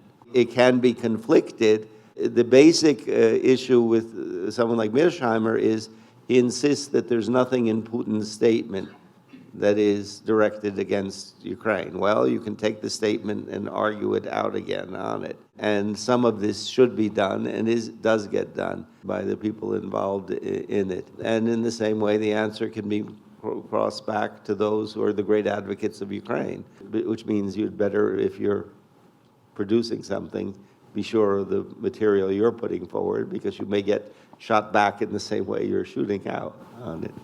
Thank you. Sergei Yakelchuk. Two things, maybe three. Our colleague Andrei Zayarnyuk has now published two very interesting articles devoted specifically to the way the recent tradition in American Soviet studies and Russian studies had allowed attitudes to develop which rendered the field blind, really, to the possibility and the reality of the Russian invasion. The most recent one is actually called historians as enablers, and I would infer. The previous one was the recipient of the best article award from the Canadian Association for Ukrainian Studies. A very interesting attempt to show that professional practices are, of course, always political, and they involve moral and political choices, whether you acknowledge that or not. Because we have a responsibility to engage with society, that responsibility also involves making our scholarship relevant for the issues of the moral and political choice, because that issue is built into it anyway. So what we can strive for is actually to make any justification of Russian policies and practices morally and politically impossible. And when that happened, when we have a situation when, nobody would even consider denying the Russian crimes in Bucha, because they would understand that this is like denying the Holocaust, for instance. That would be our contribution to these debates. And that would actually then cycle back to the historians in the field, because they too would receive that moral and political signal that by defending the Russian invasion, by arguing that there is nothing wrong because the United States are pursuing similar policies, they're actually putting themselves in the same camp with the denials of Hitler's crimes. And that sort of works. Just yesterday, I had an important conversation with head of one association, and had to make the point that you would never speak of conflict in Poland in 1939, like German conflict in France in 1940. And also that you would never consider that collaborating with Russian institutions or publishers is something innocent, because we do know that the German universities under Hitler were deeply engaged in political process and racism and justifying racial policies and such, and this is very much true of the Russian universities today, given the letters of university presidents and such. So there is always that thing with moral and political choice, and we can try to play it to our advantage by speaking to society so that it cycles back to those historians in the field. My question would be to the Olga Andrievska. You mentioned about really interesting topic that I'm really interested to, about museums and libraries. How do we protect our libraries and museums? As a student of both universities in Ukraine and Canada of history of art, I heard a lot, not from all my official lectures, but also from different sources from the same social circles, about the problem of destroying not only our territories, but also our history and knowledge. As Lina Kostenko, a popular Ukrainian writer, I hope everyone here knows her, write, without language, there is no nation. I would land these words into the part of history and knowledge. So what is possible solution for such horrific crimes? Ukraine was very good at digitizing well before the war, and they began digitizing all sorts of collections and publications. It's remarkable how much is available and now in retrospect has been saved because of these large digitization projects. This is not my field. I can't claim to say I really can answer that question. I wonder if Slavko has any insights here. I mean, to me, digitization is so crucial, but there are people who work in this field who understand it much better than I do. I just feel the incredible sorrow of what that means to destroy the physical culture and to wipe any trace of sort of a Ukrainian history. My own family on my mother's side comes from Kuban, and I know what happens, over a decade, and a place becomes a footnote. It doesn't become a real part of that history. So, Just as commenting on this question, I just want to open a secret. There is a director of the former KGB archive here in the audience. Either now or maybe later, he would be able to provide probably exhaustive answer to that question. So, And I would like to come back to a point, Asikola, you made early in your presentation and invite, or rather ask you to reflect back on your journey, trying now as hard as you can as individuals, as agents of change, as historians, to break away from the previous discourses. And in this work, the strength is in us being many. What is outside of our discourses in Ukrainian studies that can serve us well? What are those other efforts to break away from the colonial narratives as they've been exercised and put upon us by the Russian-driven sources that are being developed within the broader region around Russia?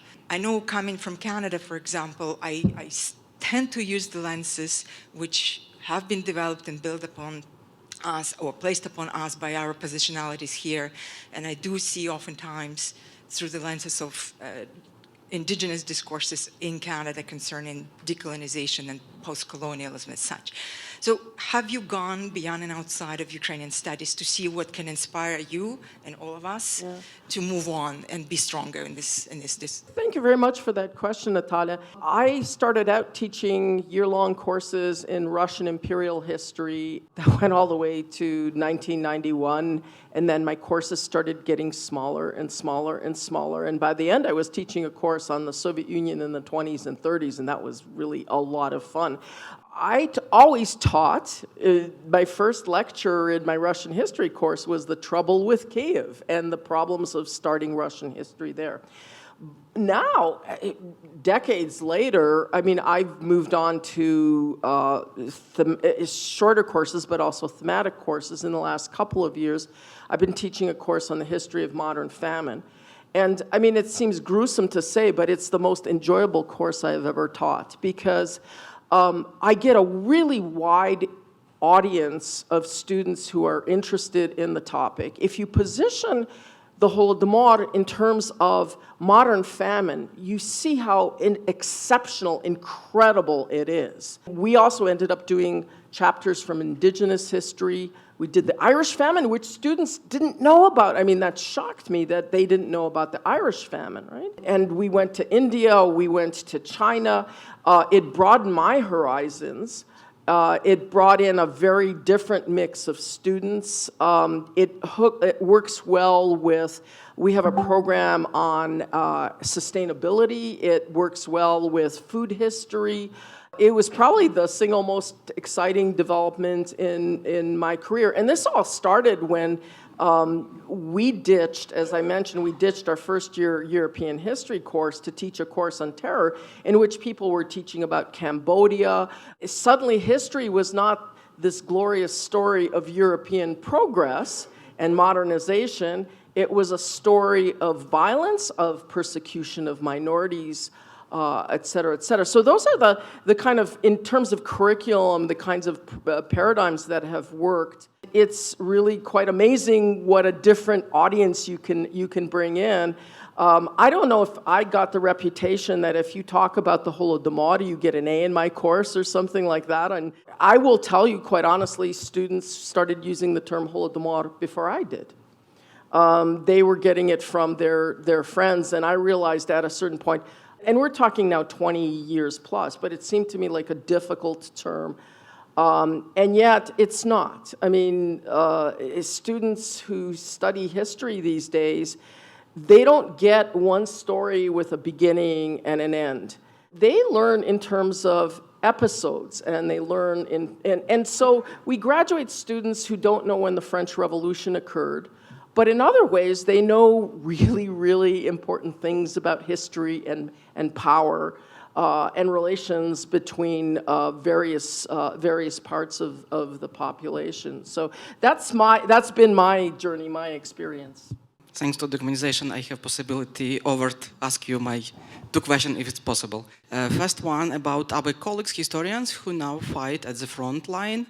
a lot of our colleagues moving and mobilized to army. Some of them it's students and PhD students. One of PhD students of Yaroslav Josipowicz also fights at the front, and I hope that in near future they come back to the profession alive. I suppose it will be challenges not only to them but also to the rethinking process, because I expect their vision of the past and their vision of rethinking process will be much more radical.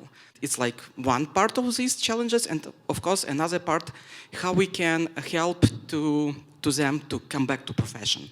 So my questions to you, how we can deal and plan our activity to the future to these challenges. It's first question, and second question, since also thanks to the Ukraine today at the age of 4, attention to Ukraine, it's very huge, and of course today the issue of decolonization, Ukrainian history study is one of the very visible in Western academia. But I have fears if it's not like a moda of the moment, what we can do to transform this moment to permanent and sustainable process. How we can support some, I don't know, what projects, maybe some institutions, maybe something else, to use this moment and create strong based on our Ukrainian studies. So what we can do to the future? Maybe you have some ideas. Thanks. Thank you very much, Andrei, for raising this question. It's a real question, issue. As Andrei said, all of my PhD students went to the front. I wish them luck, they will return safe and sound, but I wonder if they return to their field, so to say. Because I believe, I'm afraid, they won't transform them very deeply. I don't want they want to pick up the academic career. And this is really a challenge. To think about that, we don't have any solution to discussing that. And I know there are also many historians, probably too many historians now on the front line. So I believe that one way is not just to get them to the academic field, but to collect their stories, to collect their reflections as historians of the war, which I believe is very important. And secondly, I believe there is another challenge which is related, one way or another, to this, how to write the history of this war. This is a very complicated issue because the number of resources we have nowadays, any resources, mass media, social media, videos, interviews, is such huge that I could really fathom how to start to write the history of the war. I wish that at certain time we have this kind of conference, how to write history of this war, how to start this collection, right kind of the materials. But again, I see this is a question which we just started asking, and I believe that something must be done in terms of addressing this question directly, and probably deserve some kind of wider audience, like a probably special conference on that, separate council on that. Also inviting people who are dealing with the war, writing history of the war, should say. This is something, at least we are now organizing, we have now preparing issue of Ukrainian modernity, that on this topic, to discuss as a platform. But I believe it must be added on any other issues or any other platforms, because this is really a very important question. Thank you, Slavko. Sergei? We have Harvard Ukrainian Research Institute fellowship program. This year, we didn't get two of our winners, applicants, two of our fellows. They're in the armed forces. We are waiting for them to come back and to take their fellowships. In terms of our institutions, institutes or departments, universities, think about a sort of an affirmative action program with regard to historians of Ukraine in general, but historians who are in the armed forces, who are going through this war. The sort of experience that they bring are really very important for the field. We understand also that it's a particular type of experience, and there will be a lot of challenges dealing with people who came from the army in everyday life, in professional fields. But they have something important to bring to the table. Integrating them will also help not only us, but it will also help them. But it will not be easy. We already have cases of scholars from Ukraine.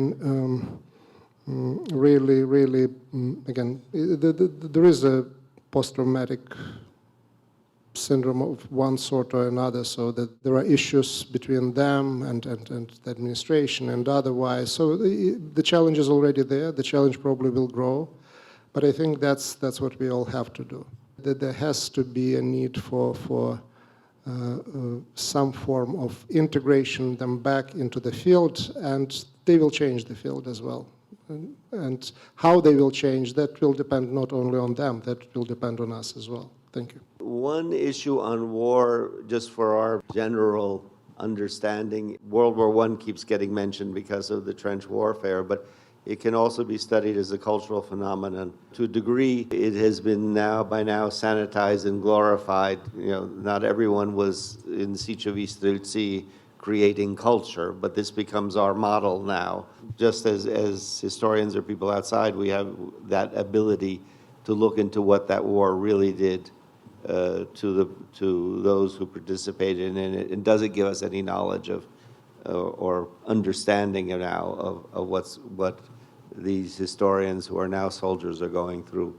Two, we believe that Ukraine will come through and there will be a reasonable victory, but what level it will come through and how much the destruction will be is going to shape them forever and us forever and all conceptualizations, I think, of Russian-Ukrainian relations for a long period of time. So I think that's got to be part of what we do. I thought of it as we put out this 18th century volume dealing with how Ukrainians fit within the Russian Empire of the 18th century, and thought, what if we ask these people now, most of them are not in the army, but just going through the war in Ukraine, would they now write their articles differently? Has this last experience so changed them? I assume for anyone who fights in the war, it'll be more so. And then the final one, of course, is we've got a tremendous task ahead of us of help rebuild the institutions and give them a place, and to what degree we're going to be able to interest all of these international organizations that are now giving support to support them. So I think once again, we're almost back in a strange way to the late 80s and early 90s from the point of view of these institutes in the West, where we've got an obligation now to help them reform their careers as they can, but that's also going to be within the context of whatever their institutions get built. I think so many Canadian and American universities and the ones in Great Britain and around the world really have now created programs for endangered Ukrainian scholars. We actually in Victoria have 2 fellowships now for Ukrainian graduate students, and the first one is coming this month.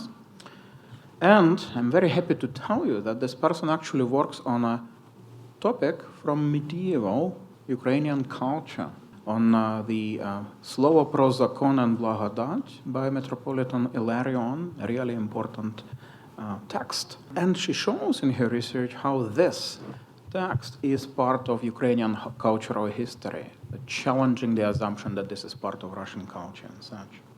So there are new approaches, and we do hope that, graduating people from PhD programs in the West, inviting them as postdoc fellows would be meaningful, practical steps that so many institutions can take even on their own, even if they don't have the resources that others possess. But also, speaking of veterans, of historians, actually literary historians as well, who are in the army now, there are multiple challenges. There will be multiple challenges, but there are also opportunities, and one of them is, in fact, along the lines of oral history, of treating this war right away with the experience we already have from the studies of the Holodomor, the studies of World War II, and displacement. So these people are ideally positioned for something like that.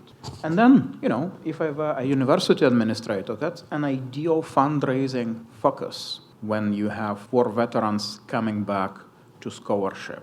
That would work really well with some of the donors. And we do know some of the donors, right? And even more. Mark von Hagen, at the end of his life, was one of his big projects was working with American veterans who had gone through the Afghan and Iraq war. There was a kind of therapeutic dimension to having them tell their stories, and he got really deeply involved in this project. My point was simply going to be that it's not just bringing back Ukrainian historians, but that experience has to be recorded. Those voices have to be recorded and remembered.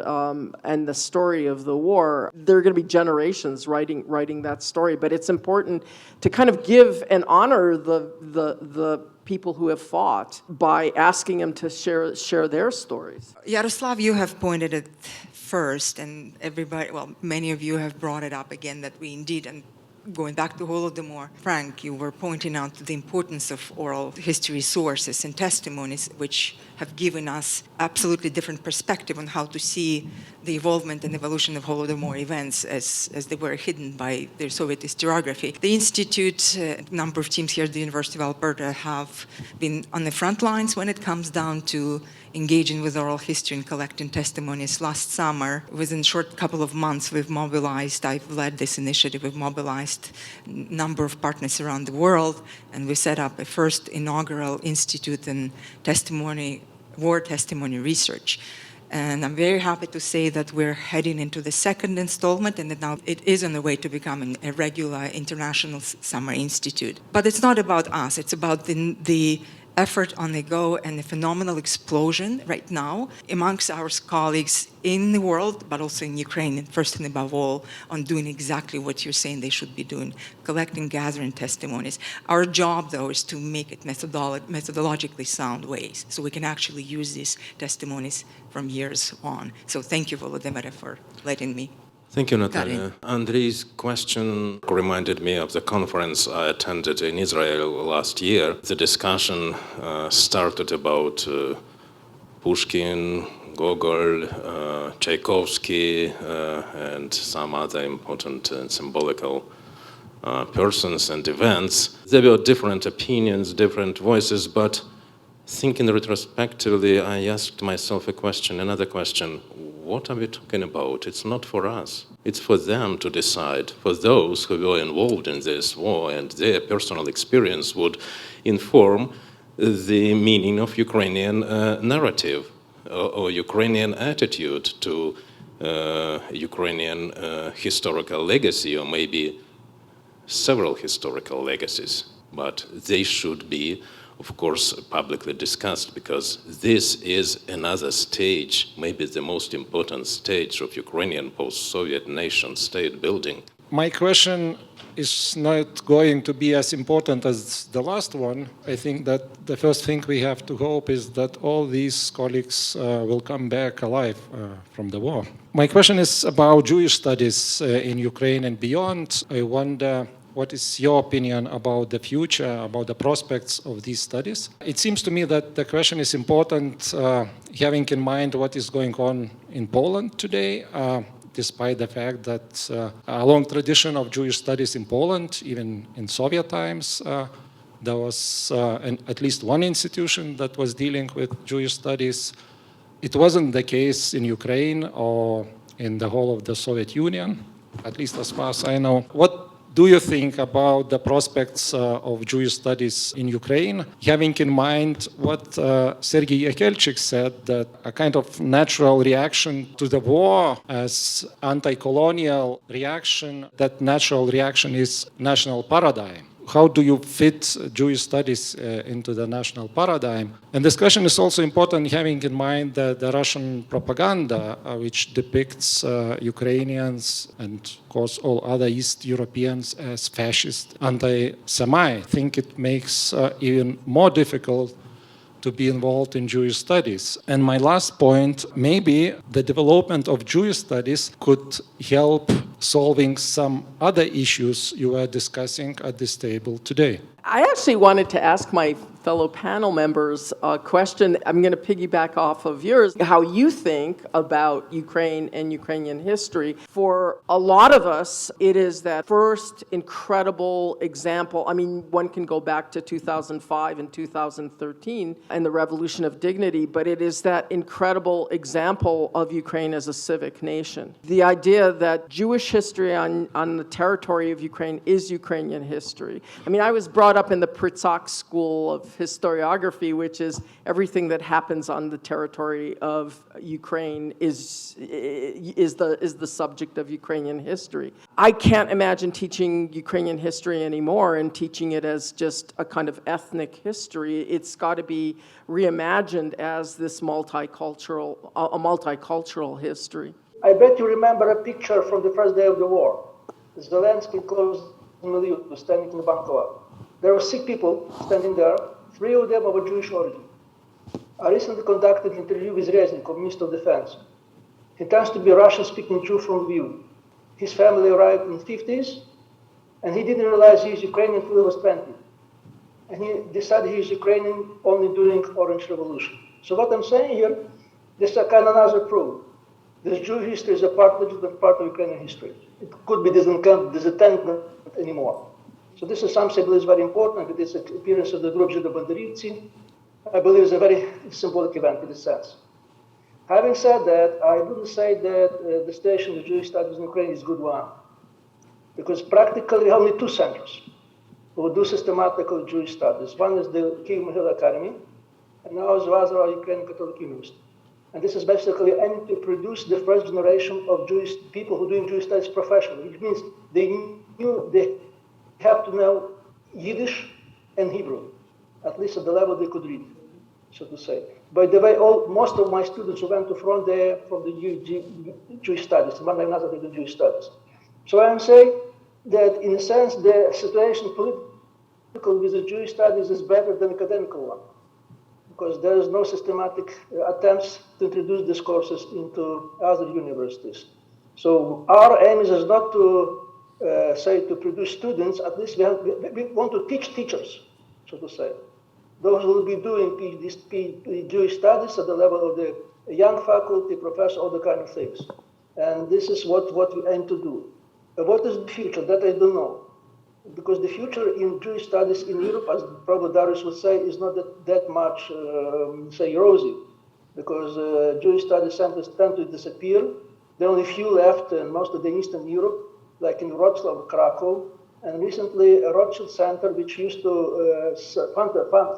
provides funds for Jewish studies, they stopped using extending their program to the Eastern Europe. So I say we have a rather shaky situation. There must be some systematic attempts to do this.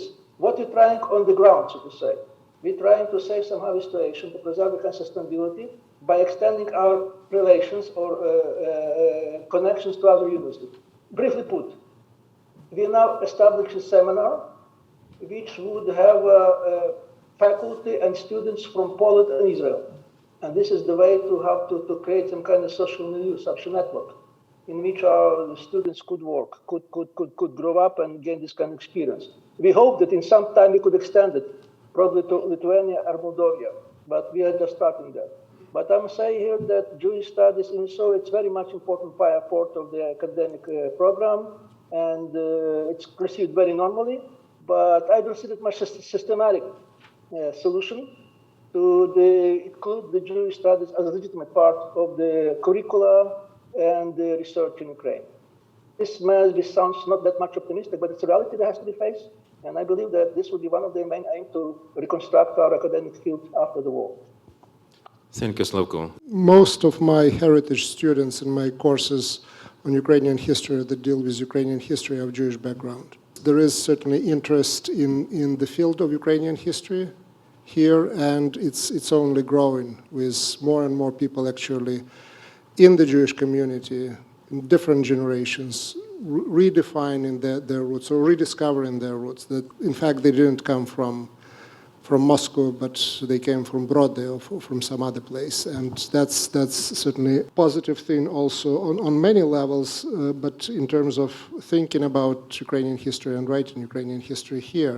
I'm on the board of the Ukrainian Jewish Encounter, Canada-based project that supports different aspects of activities, but also research. And there is a growing number of applications coming from Ukraine for that sort of topics. So I don't have intimate knowledge of what is happening in Ukraine, but clearly there is positive tendency. there is growth. In terms of the future and what this war will do to the Ukrainian narratives and thinking about them, I certainly completely agree with Yaroslav Hrycak was saying, and in a sense that this war, if anything, strengthens the model and the interest in the model of the civic nation and political nation. I can just recommend a book by Ola Onuch and Henry Hale, Zelensky Effect, which to a degree makes this point. On a more theoretical level, to what degree the rise of national identity really, in the process of this war, puts the narrowly understood Ukrainian and Jewish narratives on the collision course or not. I want to, again, send to another book by Johann Petrovsky-Stern on anti-colonial choice. That's the foundation for the Ukrainian Jewish, certainly, understanding and cooperation back in the 1920s, and if anything, this war certainly makes this anti-colonial choice even more urgent than it was before. We can't predict the future, but overall, sitting here now at this moment in May of 2023, I'm very optimistic. I think an additional aspect that's going to affect the development of Jewish studies is how much reorientation there will be with the largely Russian-speaking community in Israel and those associated with it, and where I do think there are changes and differing attitudes towards Ukraine, because, of course, I think contacts with Israel are going to be crucial for development of Jewish studies. On certain earlier periods, I mean, I know best the issue of Khmelnytsky, the 17th century massacres. There already have developed very close relations. One of our problems has been the decline of East European studies in Israel. That is, we no longer have the generation of largely Polish Jews who emigrated to Israel and were deeply interested in these topics. That somewhat changes the focus. I'll make only other two comments, not on Jewish studies, but one of the other problems I see on study of multi-ethnicity, at least as far as Western Ukraine is concerned, has been the virtual disappearance of Armenian studies. Of course, crucial for a city like Lviv, where the Armenians played such a tremendous role in the city. This may have to be dealt with as well. And then, just not to be devil's advocate, I think we have two processes going on at the same time in Ukraine. We can talk about the civic nation developing, and developing in new ways, and that's particularly affecting Jewish groups both in Ukraine and internationally. We now have Ukrainian Jews in Toronto as a group that are distinct. So on the one hand, that's occurred. On the other hand, we know that larger and larger numbers of the population of Ukraine, if you ask them their ethnicity, now answer Ukrainian. Now, whether they are reclassifying themselves, whether they are of mixed background and now are saying this, but Volodymyr Kulik's research shows that if you ask people, what is your ethnic background? Well, I assume most of these people were people who declared themselves Russians earlier. Now they declare their ethnicity as Ukrainian. So there is a certain rise we're going to see as we look at Ukrainian culture, Ukrainian traditions and whatever, that re-emphasizes the ethnocultural Ukrainian background of Ukraine. So both the civic nation is forming on the one hand, and this ethnocultural is expanding at the same time. And whether that balance will be kept, we will see. So far, it's been good. I think one successful example from Ukraine would be the development of Crimean Tatar studies, and of course the understanding that Crimean Tatars constitute another nation of the same motherland. There is a lot of blood between Ukrainians and Crimean Tatars. There's a whole issue of slavery, and yet it is possible by now, and it is actually in school textbooks. In a recent sample of school textbooks I needed for one article, it is very clear that the Crimean Tatar past is already being successfully incorporated in the school curricula for history in Ukraine. And then, of course, there is always the paradigm of seeing the other as a fellow victim of the empire. And this is within that particular paradigm that the moments of mutual understanding, attempts at collaboration between Ukrainians and Jews in the political sphere developed during the 1917 revolution, 1917 to 1921. It is again within the same paradigm that there was a Jewish representation and support for Народний рух Ukraine in the late 1980s. And of course, the war and the new production of identities enables the same logic of collaboration once again. I'm going to relay a question that came to me in a text message from somebody who's watching online. Ihor Kruk is a descendant of Ukrainian immigrants to Britain at the end of the Second World War. He asked that I convey this. In 1971, I was the first of our generation to be enrolled in an honors Russian program at the University of Durham. Courses I took included history of Russia, history of the Russian language and literature, and history of Kievan Rus and Muscovy. The latter was taught by the chairman of the department. At that time, over 50 years ago, he said to me directly, "I know you disagree, but this is the way we have been told, and in bold letters, to teach it. I doubt whether anything has changed to date. My question is simple. What can be done, what needs to be done to change that telling, to ensure that such courses are taught from a non-colonial Ukrainian point of view?" Knowing what's been done in Britain, which he's interested in, so Olenka Pevny at Cambridge University has been tremendously active in promoting a number of both series online and discussions among the British Association of Slavists on how this field is taught. In particular, she did a series at Dumbarton Oaks in Washington from Kievan Rus to early modern Ukraine, which for the Byzantinists particularly that took place was revelatory in trying to show the continuities that they had never looked at. By the way, if you were looking at a field where you would have expected people would have paid attention, but they followed the traditional paradigm of how art should develop and didn't really look at the artifacts. As far as I know, that's been brought up at the British Association of Slavists, and what success it is having in changing curricula, I don't know, but at least it's on the table. My experience is very limited, but say I'm living mostly in Ukraine for the last years. But what I'm from my German case, I've been serving as a co-director of the Ukrainian Commission. This is not directly the state of art that was described in this letter, because there are tremendous changes, I believe, in Germany. There is a generation of historians who teach Ukraine history, some subjects. The text revised in textbooks, so to say. So I believe there are some very positive trends in that. Does it affect different countries that I don't know? This country, I just wonder.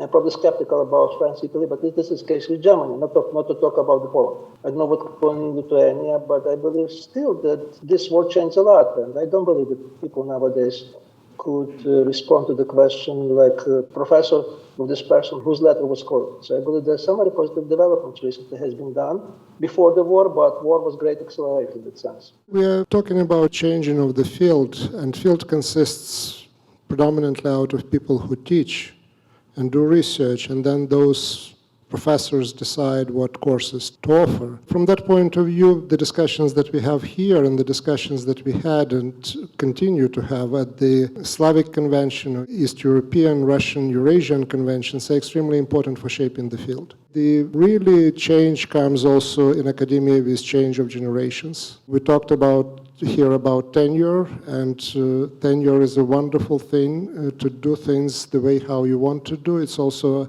fantastic cover to change nothing and continue going the way how you were taught or decided to go 30 years ago. In that sense, I just want to congratulate and also thank the Ukrainian community for that vision of funding and establishing institutions like CAUS, like HURI, positions as well, because when the moment like that comes and the field generally prepared to listen, you need people who really professionally study that, have opportunity to do that.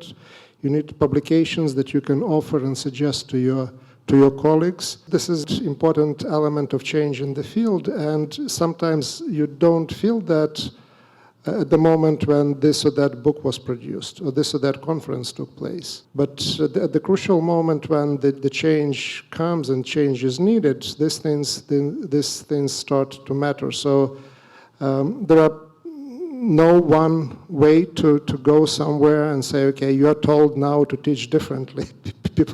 People just don't follow that sort of orders.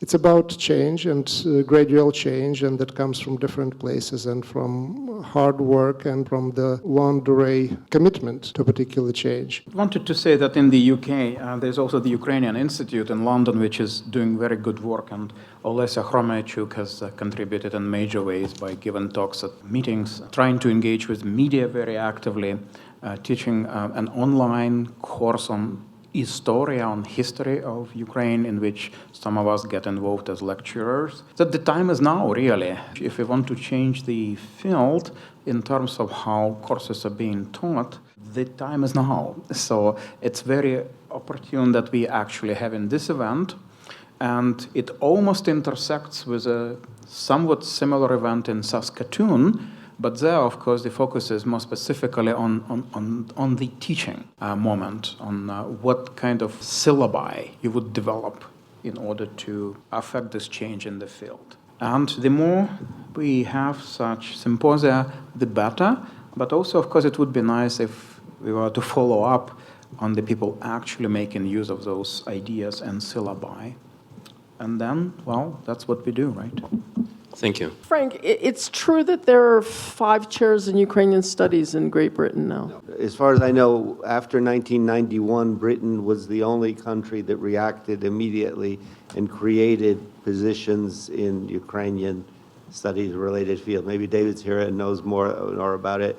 I don't know if all of them were filled, but there was at least some organized attempt to deal with Ukraine at that point. Had it not been for, obviously, the Cambridge creation, I think it would be in a much poorer situation than it is, but at least there was some attempt to organize. Germany is much more a history of a disaster in that active programs that had long been leading in the Ukrainian field were very largely closed down in the 90s. The worst situation was the relation of Bonn and Cologne, where in one case, Andreas Kappeler just goes to Vienna, so that removed him from Cologne, but Professor Rota's chair in Bonn, which was one of the leading Slavic philology studies, put out a tremendous number of sources when he retired, was closed down. As we well know, no real stable position or chair is formed in Ukrainian studies in Germany from that point. I mean, there continue to be efforts to do it. And partially the federal system was also a problem. We in Canada know as well what federal issues can be, but of course the unitary nature of Britain relatively, I exclude Scotland, but compared to Germany meant it was more difficult for that organization. And then I guess the only other place, if we're going to look at it, is the very meager development in France, which continues to be a problem to this day in either teaching Ukrainian language, or particularly after Danielle Beauvoir was not teaching anymore. You had no major scholar in France dealing with this. Although at the last ACES, the editor of Cahiers du Monde Russe et Soviétique pointed out she's got to get rid of du Monde Russe from her title. So there is some awareness. And she is, I can't remember the name of the editor, but she is one of the few people dealing with Ukrainian studies, in this case, the Carpathians and Lemko studies. And then Italy, which has at least had something before and been able to continue some development of studies. But that would be sort of a quick, maybe somebody knows more about these things. I would just add a cautionary note. As somebody who saw what happened in 1991, there was incredible interest, and then it died. All the positions in Eastern Europe and Russia that existed were consistently replaced by positions in Asian history. So this can be a short moment, hopefully won't. That is an issue that the world does move on. Thank you to all of our panelists. I do believe that it was very intriguing, at least for me. I see a lot of directions to be developed after the conference. Thank you very much to all of you.